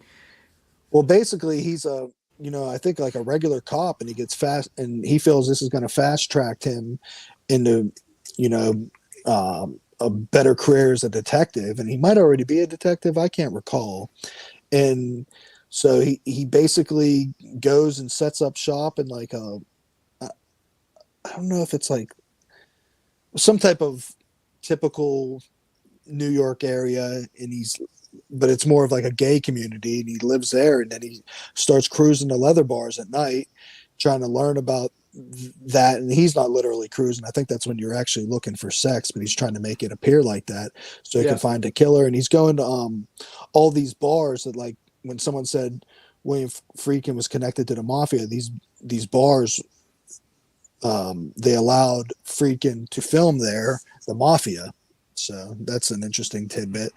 And he goes there and he basically starts. It's more not just like to establish that he's looking for a killer. They're actually showing people get killed too. So, and early in the film, they showed that there's a body in the river. I think what was in the Hudson. I believe so. Yeah, Yeah, and like I think one of them was a college professor, and there's just all types of things that are happening with people dying, and Al Pacino's trying to learn things like the hanky code, like you that's want the to get, best scene in the movie to me. and that's Powers Booth. Yes, yeah, I caught that Yeah, immediately. I was like, who the fuck? I mean, I didn't know he was in it at all. very very small role, but it's Yeah, memorable, and he seems like he's not even gay. He just knows the culture, and he's just like, I'm going to sell some hankies. Like these are bloods and Crips, but these are just people that want to get pissed on. They're not really criminals. so for people that don't know, there's a, there's a scene where it's like he goes into this shop and Powers Booth is explaining to him like what all these different handkerchiefs are for, and he's like, if you put the yellow one in your right pocket, that means you want to get pissed on, and if you put it in your left, it means you like want to wash or something like that. Anyway, Al Pacino's like, I'm gonna go home and think about it, and Powers Booth's like, Yeah, I know you'll make the right decision. It's like it's such a yeah. great scene, And like right in the meanwhile, middle of it. later on he like actually wears one and he pisses some guy off because instead of doing it or That's having right. it done to him, he's like, I just want to watch. And the dude said, well, that means something different. And so Al Pacino, he gets some shit in it because I think the thing about him is he might have been uncomfortable in this movie. And I think that makes for his detective realistically looking uncomfortable in the world and not quite fitting in sometimes. And it No, took him to I do that rush to get down with that one dude. that dance, man. And just That is the like most awkward fucking like I don't know, dance that, sequence. and when he's lifting weights, Al Pacino is He's the just only time straight he's up. doing his He's like, just standing up, like lifting them. yeah. That's the only time he's Yeah. like son of the woman, Al Pacino, like hoo ha. You know what I mean? But yeah, and it's pretty confusing. Like when you told me like tell everyone uh, basically how the movie unfolds, because I get confused because there's all these different killers, people are being killed, and just to spoil it, I mean, if people haven't seen this, I don't want to spoil it too much, but your killer is a very unusual style of killer, where his kind of his identity kind of changes. I don't know if you saw that from this. Was this your first time seeing it? No, I'd seen it years and years Yeah, back, yeah, but yeah. yeah, it's probably only like the second or third time I've ever seen it though. Yeah, but I'm sure you caught on to that the killer, like Yes, yeah, sometimes someone's killed and that person killed takes on yeah. the identity of the killer, and that's not too important. And some people after this feels like that could be a metaphor as the precursor for AIDS, which is like borderline offensive to say, I guess. Not really though, because I mean, you kind of that's kind of ingenious if that's what it was. Yeah, but like, did AIDS not? AIDS got a name in what, 1981? This Something came like out in that. Like 1980. right, the stuff that I read about it was like this was the last film before Mm-hmm. it kind of took over. You know what I mean? Like this was the Mm-hmm. last time that those kind of bars and stuff could exist with all that going on without that the AIDS kind of thing looming over them. So without going into the plot too much, just like, because this movie is really like, I ain't gonna say it's like Salo or a Serbian film, but for some people No, who don't get turned on by gay shit, like when you're watching the leather bar shit, it's like an endurance test. For me, I'm just like, I'm not gay. It's hilarious watching a guy suck off a pool stick. I'm sorry. It's not like I'm paying for it on cam soda. no. I mean that's the thing that kills me about like people today anyway. Is that like yeah? There would be a ton of people that would watch this movie today and would be offended. But it's like if you just watching the fucking movie, right? You Mm-hmm. know who you are. You're okay with everybody else being who they are, and you just want to watch a movie about a guy trying to track down a serial killer who's killing gay dudes, right? Mm-hmm. Just chill the fuck out and just watch it like every other movie Yeah. that's out there. Have you seen Lords of Chaos? No, The no. black metal. Well, that's about black metal, and they're like fucking mutilating themselves. One person burns down a bunch of church. They're just bad people. But should we be like, this is offensive to the metal scene? No, No. it's a And subculture. and And I fuck, swear to you, like as for as much shit as this film caught then, and I'm sure now it would be like completely destroyed if anybody even really like paid any attention to it, right? But I don't think he was doing anything homophobic in this movie. Like I, if you heard interviews from him, he said, Scott, I'll make my point. Go on what you're saying. I was just saying like it just seems like same thing with like to live and die in L.A. Like the counterfeiting stuff. Like he probably like went to them and wanted to figure out exactly how it was done. Same shit with this. I feel like he was just trying to show like that one particular scene at Mm-hmm. that time as realistically as possible, and like people just were like they couldn't handle that was actually what he was trying to do. He just felt that it was more of a SD. What do you call that? Sadomasochistic. Yeah, S&M. Yeah, yeah. He thought it was an interesting backdrop for a film, more than what the book was initially about, which might have just been a random gay neighborhood where people were getting killed. He just thought maybe that added more flavor to it. And then if people Yeah, wanted to get mad, because people probably, I don't know why people would get mad. You made a good point. Like it's just a subculture, and it yeah, probably doesn't even exist anymore because, like bathhouses, it was so free with sex. And if that's offensive to say, again, we're talking about gay people are like 1 to 5% of the population, and then you have, this is probably like 10% of the gay population, 5, 2, who Right, but knows? it was a scene that existed at that time, and he's just Hmm. trying to film it accurately, and And they because were he's real trying to, people. yeah, like that's the other thing too. Like he didn't just like get a bunch of actors and shit. Like he actually Yeah, got people from that scene, the yeah, community, to help with the film. That's like the majority of people who were the extras in the scenes where he basically yeah. just told them, from what I can understand, he was just like, do exactly what you would do, if nothing like was being filmed except the overly Hmm. sexual shit that we And can't there could have been guys show. hamming it up, maybe they Yeah, don't act like that all the time. Like, I don't know if some dude was greasing up his fist, but, there was a that lot we, of natural chest hair glistening.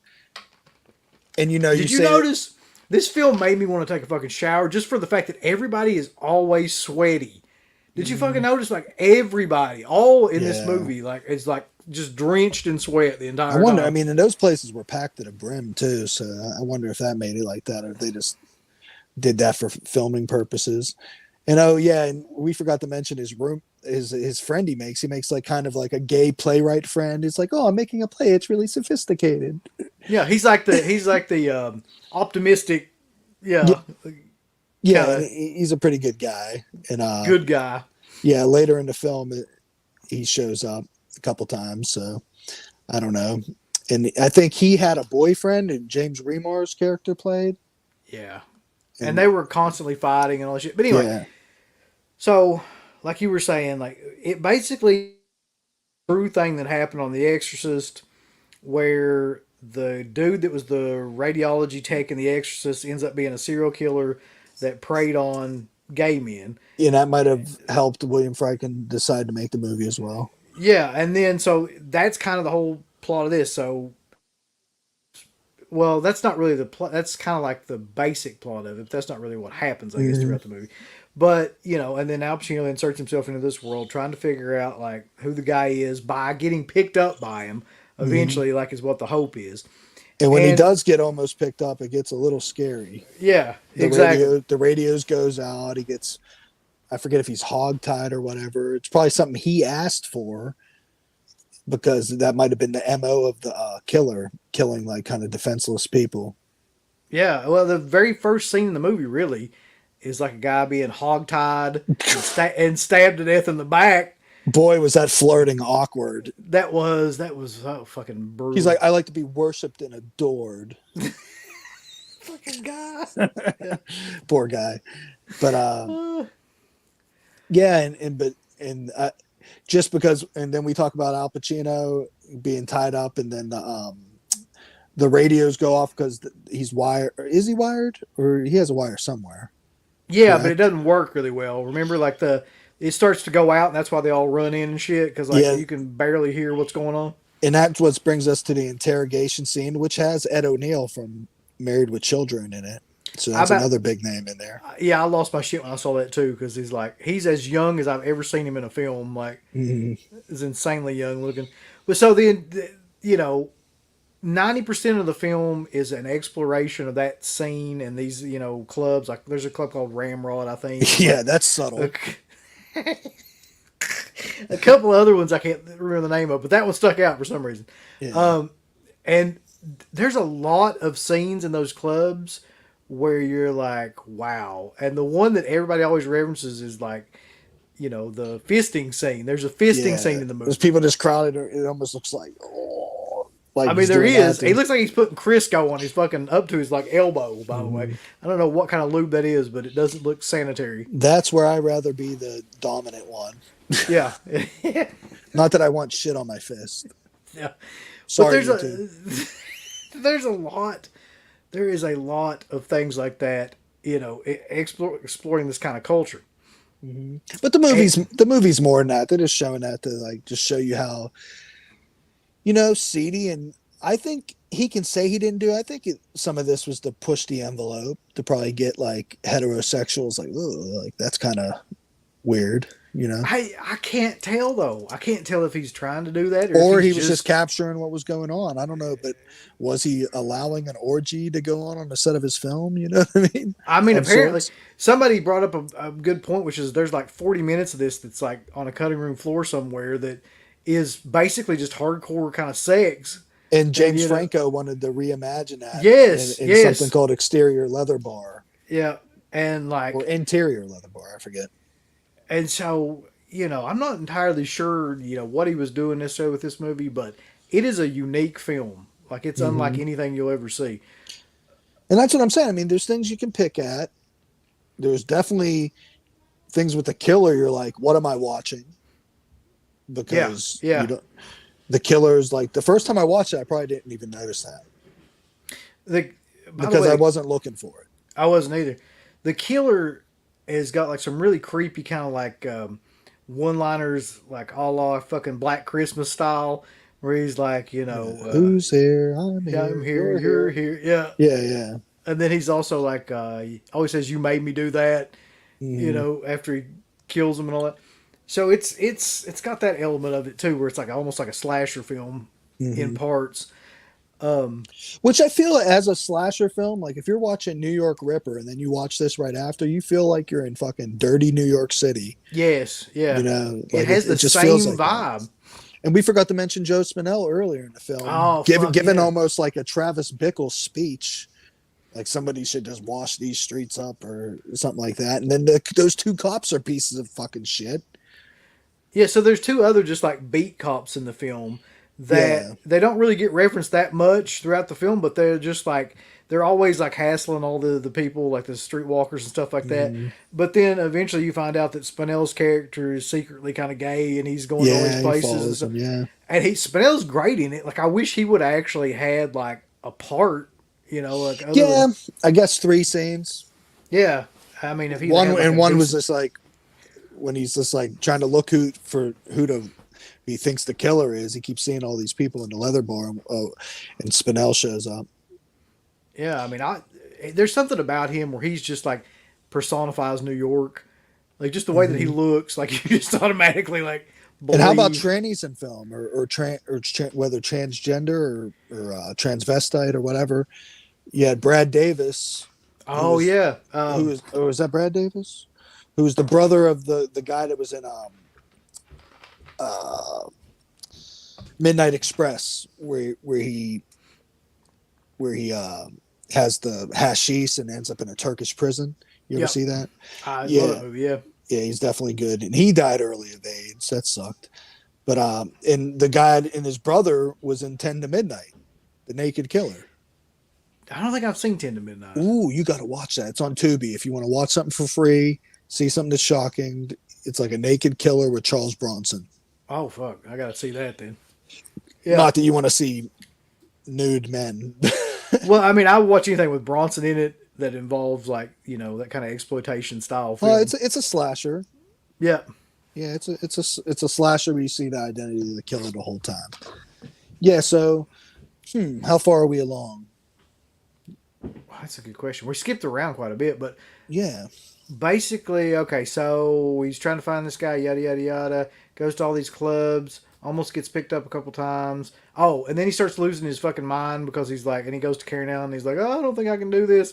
I'm starting Yeah. to whatever lose my shit and yada yada. He tries to get transferred by the captain, and all that, but they won't let him go. Paul Sorvino won't let him like get transferred. Hmm. Goes back out there, and so I guess He's finally, he finds out that a lot of the people being killed had something to do with a professor from Columbia that's right, yeah. University. Yeah. So and then they're like, "Well, take a look at all these people that went to this one professor's class Hmm. and see if you recognize anybody." He recognizes like one of the guys from the bars, and he goes and like purposely like gets himself picked up. And really weird sequence, by the way. So that sequence though, like right before the stabbing, is actually like one of the most tense sequences in the film where he's like, "You got a place?" And that guy's like, "Yeah, I got a place." Or something like that. And then he's Uh-huh. like, "You want to go back to my place?" He's like, "No, why don't we just go over here? Like, there's nobody here or something." He's like, "I don't like open places," or something like that. Yeah, it's And fucking it's like, weird. you can tell he's trying to get him like into a spot where he can murder him. And Pacino's just like, trying to keep that from happening. So that's a really cool scene. And like gets him over there, I guess. Are we talking Tries about to when he gets to that dude's apartment? No, no, talking about Uh, where he gets picked up by oh, the guy. by the Yeah, dude that like worked in the restaurant. yeah, and then like he goes over Okay. and fucking like guy tries to stab him, he ends up stabbing him. Yada yada Okay. yada. Yeah, I which forgot about that part. Shit. that's yeah, that to me is like the creepy one of the creepiest parts of the film because you can tell that he wants to kill him, and Pacino knows that he's wanting to kill him, but he's Was that trying to like, when they're in the woods at night? yeah, yeah, Okay. Okay. Yeah. Yeah. Yeah. uh, And but somebody has a theory that is Al Pacino the only person seen saying that? Somebody says who's there. I'm here. You're here.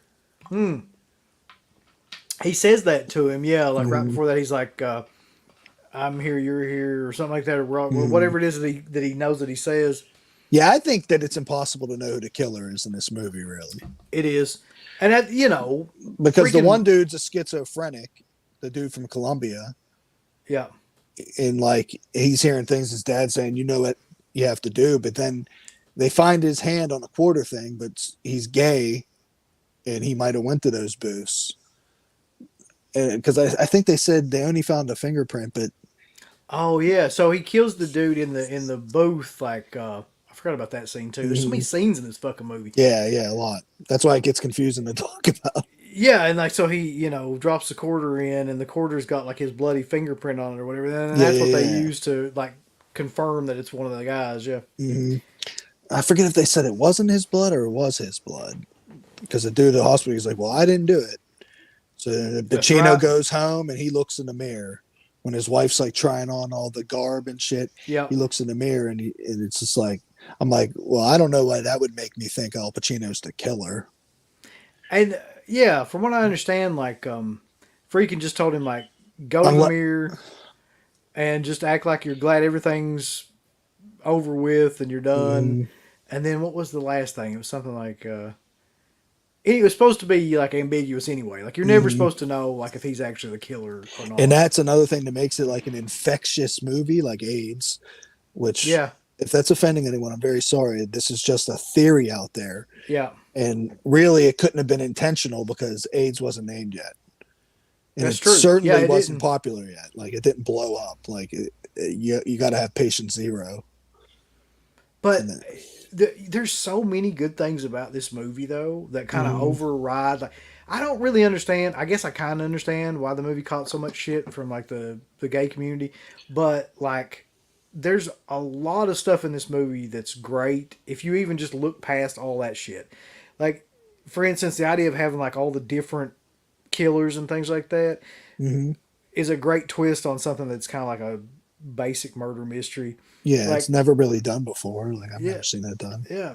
And the idea there's another thing too that we haven't mentioned. There's a scene in it, and by the way, like Freakin's notorious for like a lot of the scenes were based on real life events that he knew people that said that this went on. There's in the interrogation scene where there's a black dude that's in like a like a fucking Jockstrap? jock strap that's just like sitting in a corner, gets up out of nowhere and just comes over and like smacks the shit out of somebody and goes and sits back down. He's like, who's that guy? So the thought is that the police used to do this because like if anybody like tried to explain what was going on, like they would seem like they're fucking crazy. Mm, So like nothing like that could happen if you tried to explain it, but totally did happen apparently. mm. I don't know. I think a lot of the movie where people are getting mad about certain things, it's just like none of these homosexuals want to be killed in it. They're not like asking for it. I It's like I think that the viewer's supposed to be sympathetic towards them. I don't know. Yeah, that's the part where like, there's nothing in this movie where I felt like he was saying, that you should hate him or like that there's something Mm-hmm. wrong with him or like it just wasn't that way. Like there was no value judgments really placed on any of it. It just showed like so that's the part I don't understand. But Yeah. apparently just the idea of showing some of that stuff was enough to get like this movie protested into the ground apparently Mm-hmm. to where nobody would even like really go and see it. So And I think, do you think that a lot of people over time, like when you read critics and stuff, do you think more people have favorable things to say about the film than negative? I mean there was a shit ton of negative. Hmm. I don't know if it's been reevaluated now, like Hmm. years later, but Quentin Tarantino said he did a play and he took all these people out, like I think like gay cast or something, and he said they loved it. But that's him. He probably had like this contagious enthusiasm about it it's true. beforehand and got him to like the movie. You know what I mean? I'm not sure if they would tell him, yeah, that they hated it Mm. anyway, really. He's like, cruising's the best thing that's ever happened. I don't know. I'm So it trying to comes. Oh, go go ahead. ahead. I was just gonna say it only made 19 million on. On a small budget. Yeah, I mean it made its money back in a good profit, but not a whole lot. I mean it wasn't a See huge how hit. because I don't know what that is back then. You know what I mean? Like, is that like making 50 million on a 10 million budget now? You know, That's true. but Yeah. so it had to make its money in the major marketplaces because people in middle America weren't going to see this film. No. And a lot of it was in the cities were protested and stuff anyway. So I don't know who was really going to be able to see the film as much. One of the funny things about it though is that Freakin didn't give a shit about any of the protests, which I thought was hilarious. Yeah, he They, said that. Did you watch the special features to this one? I did watch like the little documentary featurette Yeah, yeah, thing. yeah. Yeah, There's like two featurettes. You can watch it in one if you wanted. yeah, He's so like he just gets you absorbed into everything. You know what I mean? he's like they did stuff to fuck with him where they would like the protesters would make noise and try to disrupt scenes and things like that. Mm-hmm. And he would just, either ADR it or go someplace. Like it just didn't affect him. Like he just didn't give a shit about any of it. Like And you saw that documentary on Friedkin where Quentin Tarantino's in it, and he was like, "What did you think about all the protesters and everyone mad about it and coming after you?" And Friedkin was like, "It was great." yeah, I mean, that's really the kind of like idea that the guy Mm. has about all that stuff, which is insane to think You about can just now. look at the dude and know he probably has gay friends, and he's not He, a hateful person. So he's probably just like, these are special interest groups. Because you got to look at special interest groups, like they're not the fucking whole mass of everything, no, you and know. I just feel like that the guy gets really misunderstood in a lot of these movies. Like Mm. I just don't think that he functions the same way as other people do, so it's hard for people to kind of like get what he's doing. Do you But know he they had just a? I'm sorry, go on. oh, that's all I was gonna say. Do you know he had a? He didn't like Al Pacino. Oh yeah, Like yeah, he said negative things about him. He says, "I think Tommy Lee Jones is a much more brilliant actor." He said, he said initially he wanted someone that he thought was more androgynous, which is, as a male, I would not want to be called that. But he said that about Richard Gere. that's right. That's who he wanted originally, wasn't it? Mm-hmm. Yeah, and that kind of caught me off guard too. But like, I think that Pacino was kind of weird in this movie because, like you were saying, he kind of always looks uncomfortable in the whole fucking movie, like throughout the whole movie. Like, I don't know if that adds to it Mm-hmm. or not. I think it Maybe. adds to it. I think Richard Gere would have been charismatic. I Yeah, think I think he would have been too much, like, yeah, too overly kind of charismatic. You're right. I just never. I mean, it seemed like Al Pacino was uncomfortable. It seemed like Al Pacino wasn't going for Pacinoisms, other than the weightlifting and the thing, which I thought matched getting amped up in character. I thought it made sense. It's not like in Heat where he's like, "You got a great ass." Yeah, I mean, that's the thing. There was none of that in this movie. Mm-hmm. Like, it's really understated. Like, he really looks like paranoid and kind of like freaked out the entire Mm-hmm. movie. Like he just never looks comfortable, which is great if that's what you're going for. And I think that's what he was going for, Yeah, he Freakin'. might have never found a killer. I mean, he stood out like a sore thumb. Yeah, So, but who knows if it's just, the movie's up for interpretation. Like, who knows if the killer was ever even fucking real? It's like it's I don't true. know. Well, The that's killer the was real, but there wasn't one. Was there not one? Was showing all these different people, even though like you're showing like someone that used to be a victim stab someone. yeah. Uh, like sometimes it was someone who was killed, stabbing someone in the next scene. Is that really just not really them? It's just really the identity of one killer that they just don't want to show because we as an audience don't know. I don't know. That's the best part about some of these movies, though, especially like he just would not let you know exactly what was going on in any of these movies, Mm-hmm. and a lot of them really. Like, what would be the movie that I guess would have the most straight ending that Freakin' did? That was kind of like There's no ambiguity, nothing up for interpretation or anything like that. Oh, probably something like Rules of Engagement or something like Yeah, that. the Like, the hunted or something like that. yeah, Yeah, more of the Hollywood ones, yeah. you know. And just to let people know, there's if you can find it, this movie was released on Laserdisc before. If you want a collector's item, I don't know if you'll be able to find that. There's a original record that came out right when the film came out, or whenever they would release like a record like that. It got re-released in 2019 when Arrow did a Blu-ray on it. It also released a soundtrack. So the soundtrack is out there. I think it's sold out, but you can get that on eBay for like $65. I don't know how I don't have this on Blu-ray, but I don't. Yeah, It's I just only really, have it like this yeah. because I got it on Voodoo. So I'm like, I still got the commentary. So I felt I didn't need the Voodoo because I got this upgraded to HDX.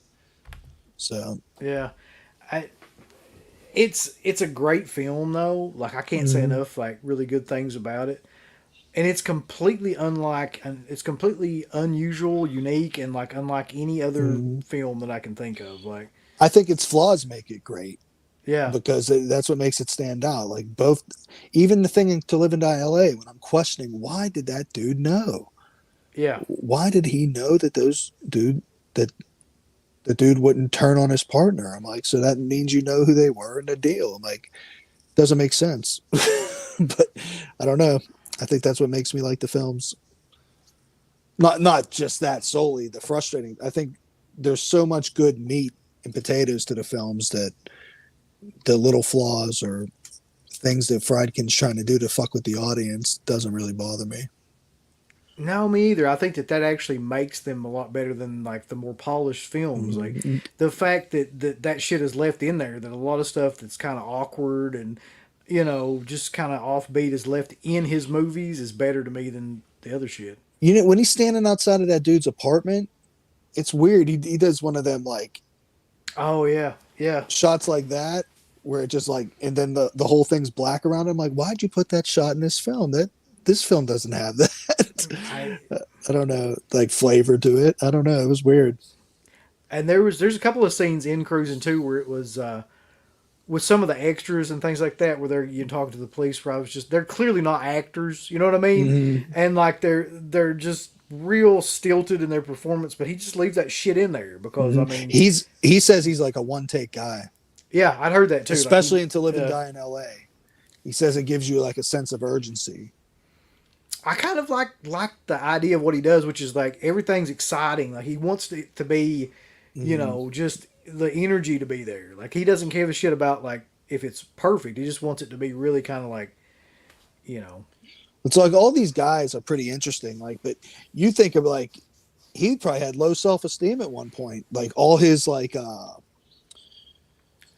Brian De Palma, Martin Scorsese, all of his peers were oh just yeah, like being consistent at that time. Just like they didn't have those like couple of duds that he had. I mean, he put out like a couple comedies or like yeah. shit that just wasn't flying or Well, he did the Chevy Chase movie, right? The fucking Deal of the Century or something like oh that. okay. Yeah, Yeah, I've never seen that. I haven't. But I don't think many people have. That was like the one I think he did right before To Live and Die. Like I think it okay. was in that time period.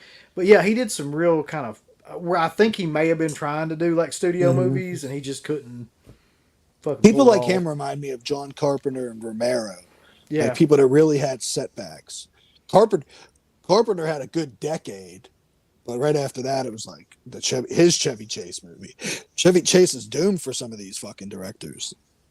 yeah. That's. I mean, there's just certain people that I don't think can exist in the typical kind of studio Mm-hmm. way, where you get like a big name star. I don't even think Freakin' even liked big name stars. He didn't seem to. Mm-hmm. Like he never really seemed to like to use them in any of the movies. Let's see, Hackman. I mean, what's his name? Like Sorcerer seems like it didn't sell. With Roy Scheider, didn't seem like Yeah, he was a star. It seemed like Jaws was a star and French Connection was a star. Not. I'll be honest with you. I never ever thought that Scheider could fucking carry a movie. Like Jaws Mm-hmm. 2, I don't. I didn't like Jaws He 2. has an interesting face.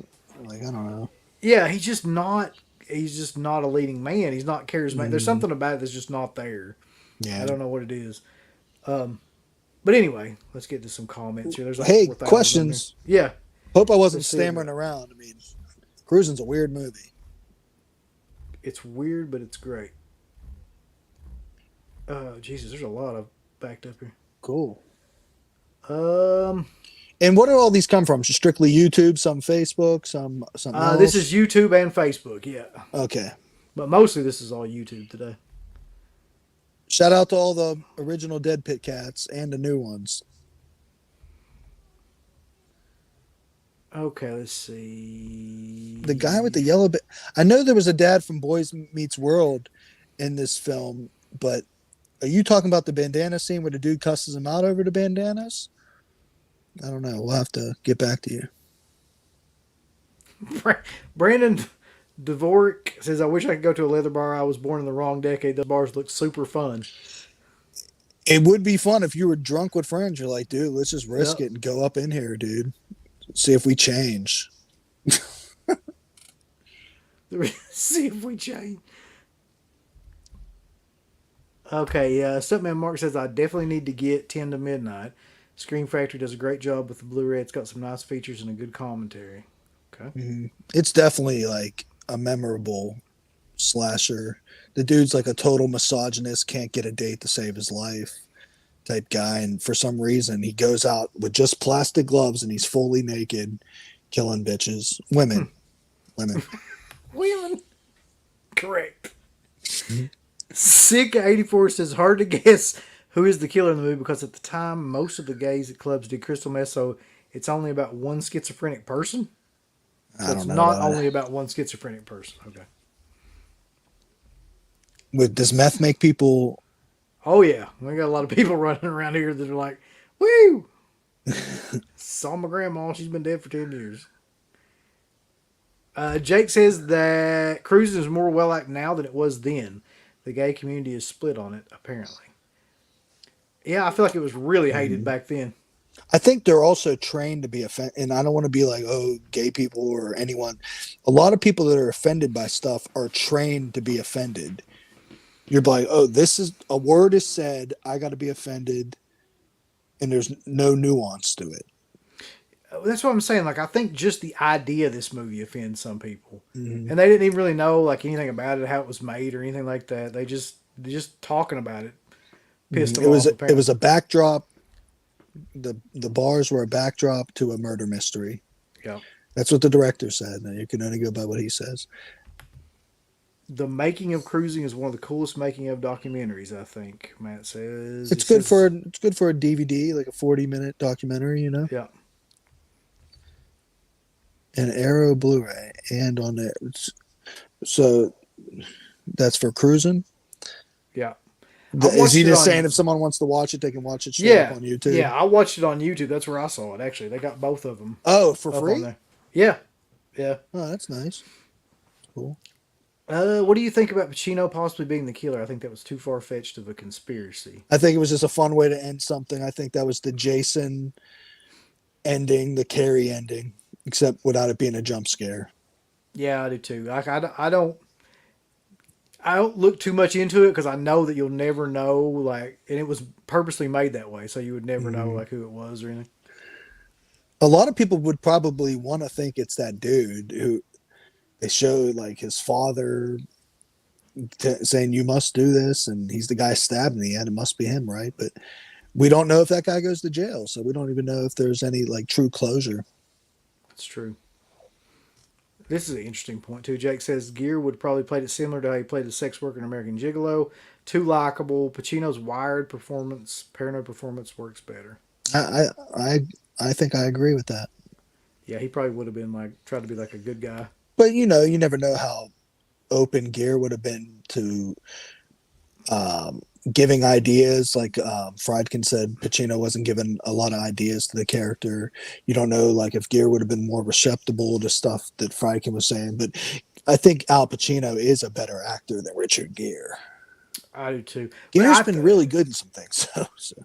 I was thinking though that like I mean everything that I heard freaking say about Pacino's performance in this was basically that he was completely unprepared. He would just come to the set. He wouldn't know his lines. He wouldn't know what he was Yeah, supposed to do exactly. And he just, I think at one point he was even giving him shit about the movie, wasn't he? Like that was part of it too. Like, Mhm. I I guess think he didn't after, like the ending. yeah, I think he yeah. think that it changed the movie. So I can just see like somebody trying to do that with Freaking. It probably Al would not go Pacino over. wouldn't be the first person trying to use his clout to No. get what he wanted in a movie he's starring in, that he's like half the budget of, you know what I mean? Stuntman says that Spinell and Star should have more scenes in Cruise, and there's a whole other movie under the surface if you just followed those two characters. Yeah, it's weird because it did feel like that they were kind of Mm-hmm. starring in a separate movie that we never got to see. You know, the Now, Crooked Cop. what could we have cut out to fit them? Let's see. This movie was how many minutes? 102 minutes, so an hour and 42 minutes. I don't think anything would have, maybe just add a couple things with them. You could have taken the whole goddamn Karen Allen thing out, and Yeah, it wouldn't have really done anything. I think that's like I'm not gay. Yeah, Pacino's I not think that gay. was it. That was Let's it. establish that. The mayor says he didn't even notice that there were different killers, and he said it wasn't until many years later after revisiting the film on DVD he noticed it. And it kind of makes the film more confusing. It makes you go, well, who the fuck is it? Like, why should we trust anything? And then they even establish it's probably not the guy at the end. That's why I was so confused Yeah, on how to talk about this. I hope I didn't do a shitty job. Like, I always loved the movie because of the weird shit, but it's definitely hard to explain for me. yeah. I mean, it's really like To Live and Die in LA is easier to do like a linear kind of narrative on. Mm-hmm. Oh, we got the squirt bots in here. Hold on one second. I got to get rid of the squirt bots. I think I saw that one of your last Yeah, there videos. we go.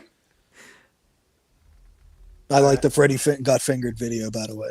Oh yeah, you talk about a weird fucking movie to watch, just like out of the blue. Mm-hmm. I think all the stuff with the cartoon stuff and like him doing stuff with that at the end fucking ruins it for me, like plot wise. But I don't Yeah, know. The movie makes me laugh as a whole. it I, really is like an experience. Like it's not really. I mean, you have to see it. It's not a cohesive movie, but it's fucking something that needs to be seen. mm-hmm. Anyway, let's see. Matt says that he loves it when the killer says, "You made me do that." To the guy tied in the bed, it's such a creepy, scary line. Sounds like someone after your wife gets smart, like, psh, You made me do that. Yeah. yeah.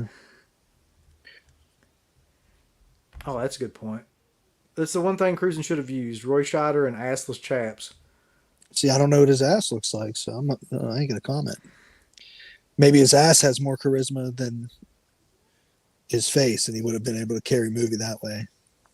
He is not a sellout, ladies and gentlemen. Freakin says he lost his way around the late eight. Freakin lost his way around the late 80s. I don't think he finds his way back until Bug. Yeah, I mean, I'll give him props for making a couple watchable commercial films like Rules of Engagement, The Hunted, even though it feels like a Rambo ripoff, Blue Chips. I mean, but like Rampage. Have you ever seen Rampage, Uncle Bill? No, huh? Yeah, like that's like a slasher ish movie. And then he did that one that I just seen you do a video with CK saying you like The Guardian. Oh yeah, that was one that I watched when I was a kid. I had no idea who the fuck Freakin was or anything like that. But Mm, like, I I mean, never that seen just it. it just always creeped me out. Like, just the idea behind that movie. Mm. Let's see. I don't know what the fuck Robert Long's talking about. He's referencing like House of Pain, and I don't know. He's going through The a lot rap of group? yeah. He's going through a lot of shit. I don't know what he's talking about. Let's I like see. House of Pain, but if it doesn't make sense, don't. I don't know. I feel like he's going through some stuff tonight, and possibly like through a lot of alcohol and substance. Mhm. Darren Burrows says there was another gay-themed New York City slasher made roughly the same time. Windows is the lesbian-themed one with Talia Shire. What the fuck? I've never even heard of that. And it's a slasher with Talia Shire. It bombed to the box office. That'd be cool to see. Yeah, I mean, I was today old when I found out that What that makes it a existed. lesbian one? Are they killing lesbians? Windows is the lesbian. No idea, but I'm going Mhm. to probably track that down now. There's always a like I hate when there's an impossible movie to see. Do you have any of those you ever come across, Uncle Bill? Like there's a movie with Bruce Dern. It's a slasher of sorts called Tattoo, and I cannot find it anywhere. Not You mean even like, like yeah, something there's you a, just cannot find. listen, Period. listen, there's a movie, this would be stupid, but it's like in line with what you're saying. There's a movie called Think Big, which starred the fucking Barbarian brothers from like the 80s. I don't know if you remember those Mm. guys or not. They were like these two huge, jacked up, like, steroid guys. And they made like a trucker movie, and it was like a action comedy. And I've never, ever, it's not out on anything that I know of, and like, can never find that Did movie. you ever try to like torrent it or illegally No, stream it just to see if someone no, I put it up? probably should, but I've never been able to find physical media of Mm. any of it. Yeah, And that's another thing about convention. People used to get on those bootleggers. I'm like, well, the studios weren't putting out the films. yeah, that's Like true. they put out like things that didn't have a DVD release. It's like people just want to see this shit. I never minded the bootleggers. I always thought that was like part of going to a convention. Hmm. The Brink's Job, that's an interesting one. It was kind of a time waster movie. I thought it was just okay. I haven't seen that one. That Was was that from like more '79? The around that Brinks job. time, I think. Yeah, it's a freaking movie too. What? Darren says that Windows has a Scream Factory release. I've never even heard of that movie. Wow. Who knew? You better get it. You guys are like the Scream Factory completists and bitchers about them. It's true. The combination of those two things. Like you can't hate on us. We're fucking doing full retrospective documentaries on your company and It's then shitting on you. it's see, they don't know what to do about us really, because on the one hand we're probably Uh, selling like a ton of Blu-rays for them. On the other hand, we're simultaneously shitting all over them. So there's do you guys like Arrow more? Because I don't know anything about this stuff anymore. yeah. I mean, I think that especially CK is like Arrow is like the go-to kind of Mhm. thing now. Like I got some random Scream Factories right here. Like I was collecting them at the beginning. Yeah, Fucking, that's a classic. Witchboard, that is. Yeah, I've got that one in there too. Even though I watched it with some girl who was cynical about it the whole time, I'm like, shut up, bitch. You fucking talk about aligning your chakras. Aligning your chakras. She's just like a typical, like, she's into like, what is that called? Like the metaphysical and Oh yeah, candles and horoscopes. crystals and She gave me a yeah. healing rock. I'm not any better. Oh god. God, I'm bitching about a girl from 2 years ago. That's terrible. Holy fuck, this guy actually knows what I'm talking about. There, yeah, in that movie I was talking about, there's a line: chicken bone, lucky, lucky chicken bone. Well, listen, Tainer, help me find the fucking movie, why don't you? That's a cool name. I thought you said Tainter. I was like, oh man. Tainer. Okay, Matt wants to know: is that a Buffalo '66 picture on your wall? That is a painting of Buffalo 66. Good eye. And that's Pumpkinhead right there. I don't have a lot of collector's item. And the two little cards up there is Red Sin Tower cards Oh from hell, Fred Vogel. the Vogel, yes. I lost the big poster of it, so I just wanted to keep something. I don't have a lot of stuff in my room. I do have a Buffalo 66 poster, original theatrical one. Some dude gave me it. It was pretty nice of him. If I had a practical place to put it, I'd put it. I'm not going to put it behind my bed. God, Vogel was. It was an interesting time period. He's a nice guy. Yeah, yeah. Yeah, he's a great guy. He got a newer movie out. Oh, I forget what it's called. Has to do like some interview with some killer in prison. Final interview or something like that. I forget what it's called. But if anyone, I don't think their website's that prominent anymore, so I don't know if there's a toe tag website. I kind of like to know what happened with him too. They kind of just quit making shit, and they like, I mean, mostly. I'm thinking it's just art of conventions doing is good, or is it all about photo ops? Is it for the indie guy? No, I don't But they think it's had for it. the indie guy anymore for sure. Yeah, I mean now it's just like, how are you going to stand out? Like we have the Steel City Con. How are you going to stand out there when the fucking they'll get like the entire cast of Walking Dead, and I mean they got something phenomenal coming up. But even I don't enjoy it. I got an autograph off Christy Swanson there, but I just pick one person. I can't afford to go pick like I'm going to get the cast of this and get sorry, I'm digesting that. You can't get a picture with everyone without spending money. It's crazy. No, you'd be spending $200, $300 on that shit Mhm. now. But what's he You saying? He found tattoo on YouTube, yeah. but it's not in English. You know what? I might have to watch that like it's a foreign film. See if it's captioned or something. Yeah, man. I can't believe it took me years to find out he was Laura Dern's dad. I never knew that.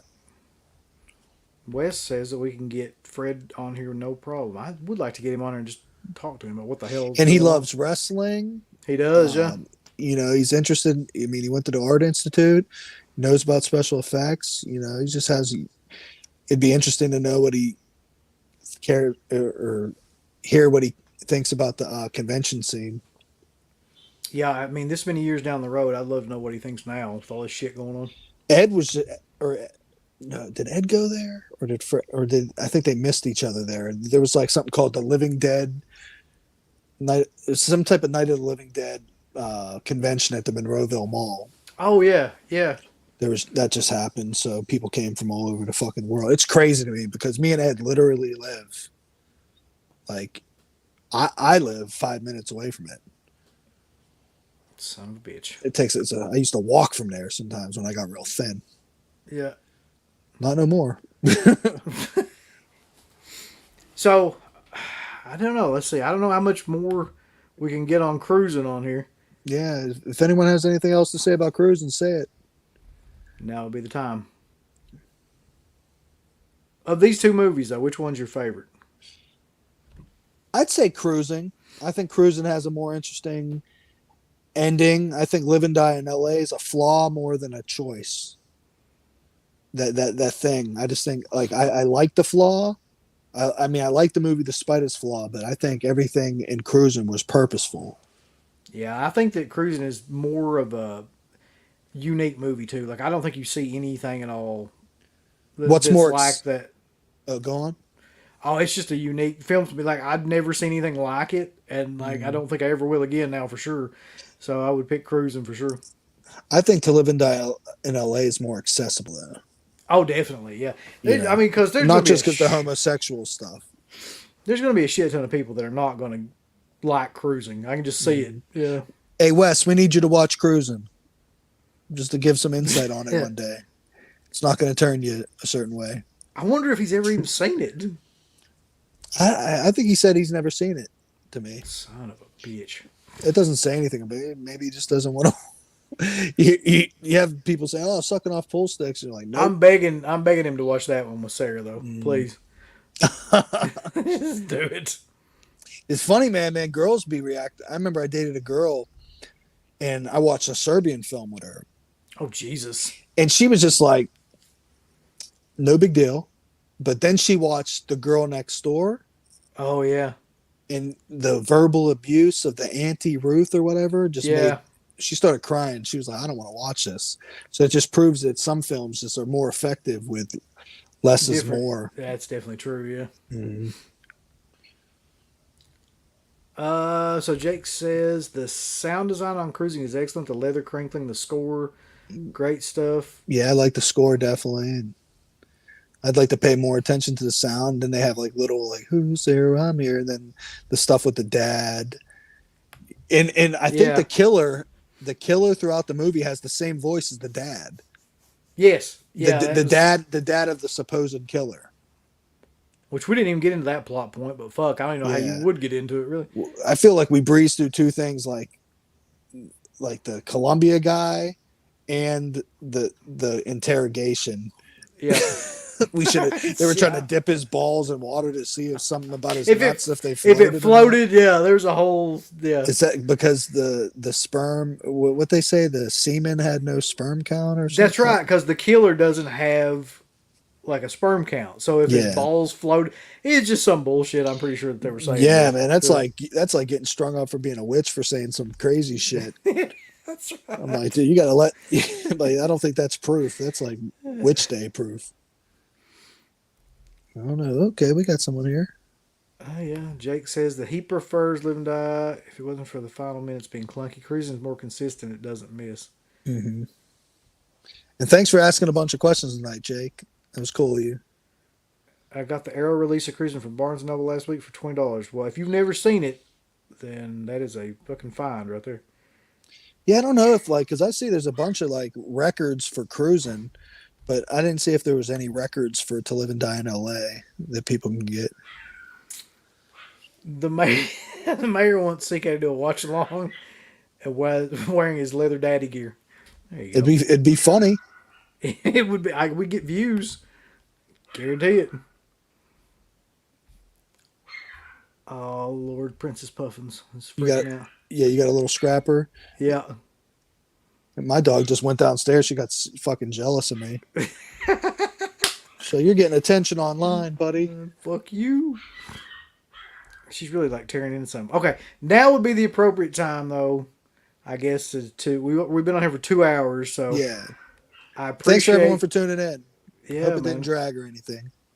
I appreciate everybody for watching the first edition of Weekend at Friedkin's. And there will be many more editions because he's a filmmaker that I really never get tired of talking about. So, I'm going to do The Exorcist and Sorcerer and probably Bug and like, what are some others? Like Blue Chips we're doing. Yeah, you can't do Killer Joe. I already did. I enjoyed the review on that. I just watched that, by the way. Yeah, which that's a really great film as well that doesn't get any recognition anymore. Mm. But, Russ, I Yeah. appreciate you, man. As always, being on here, like after a long hiatus, coming back and absolutely killing it, which I appreciate. I feel like I said a couple runkisms, but I didn't go as hard as I used to go on the Dead Put phone calls. No. Remember one time Creepy Kentucky was on there. He's like, I don't know, that dude might be retarded. No, I think you did a really good job of kind of like managing it, but also like, being yourself. I mean, I kind of grew up a little too. I mean, that's like 15 years ago, 16 years ago. That's true. I don't know, but yeah, thanks everyone for the ask questions. I hope to come on again and like just engage with you guys. It was fun. So next Saturday, I don't know what the fuck I'm doing yet, but it'll be 2 freaking movies. So just check out the Instagram page to find out, I guess. Okay, so you want me on to do that, or you on? I don't even know what I'm doing yet, but yeah. Okay, I mean, just tell me whether it's this weekend or next weekend, whatever. All right, man. And like I said, thanks to everybody for coming by, and we will see you next Saturday. Russ, take care of yourself, man. And I am out of here later. Give us the thumbs up. Up your butts. Like, subscribe. And if you subscribe, here's something else you can do. Once you subscribe, you can click the bell notification, right? And it'll notify you anytime that Dead Pit puts up new shit. Or don't. I really don't give a if you do. I want you to. I want you to. I don't care. Let's keep our community growing here on YouTube. I don't like it. I don't want you to do nothing.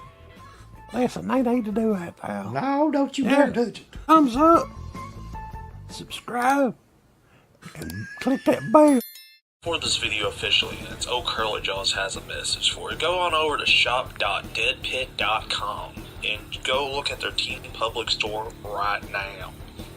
You got some new shirts like the Oak Curlyjaws official t-shirt, which is brutal and badass. You got the Yummy Gummy shirt with the captain himself on the shirt. You got Uncle Bill's face on a fucking shirt. You got the Final Girl shirt. You got all these shirts over at shop.deadpit.com. Get them before they're all out, especially the new one, Bedtime 1039. It doesn't get better than that, so go on out. Check out these shirts at shop.deadpit.com. Go look at their Teen Public store. You're going to have a good old time. Get them all! Thank you to all of our supporters on Patreon. Dead Pit on Patreon.com is the only place to check out a complete archive of the old Dead Pit radio shows all the way back from 2005 on, in addition to the midweek shows and fan commentaries, exclusive podcasts, and much more. Dead Pit on Patreon.com if you're interested. Tiers start at only $1.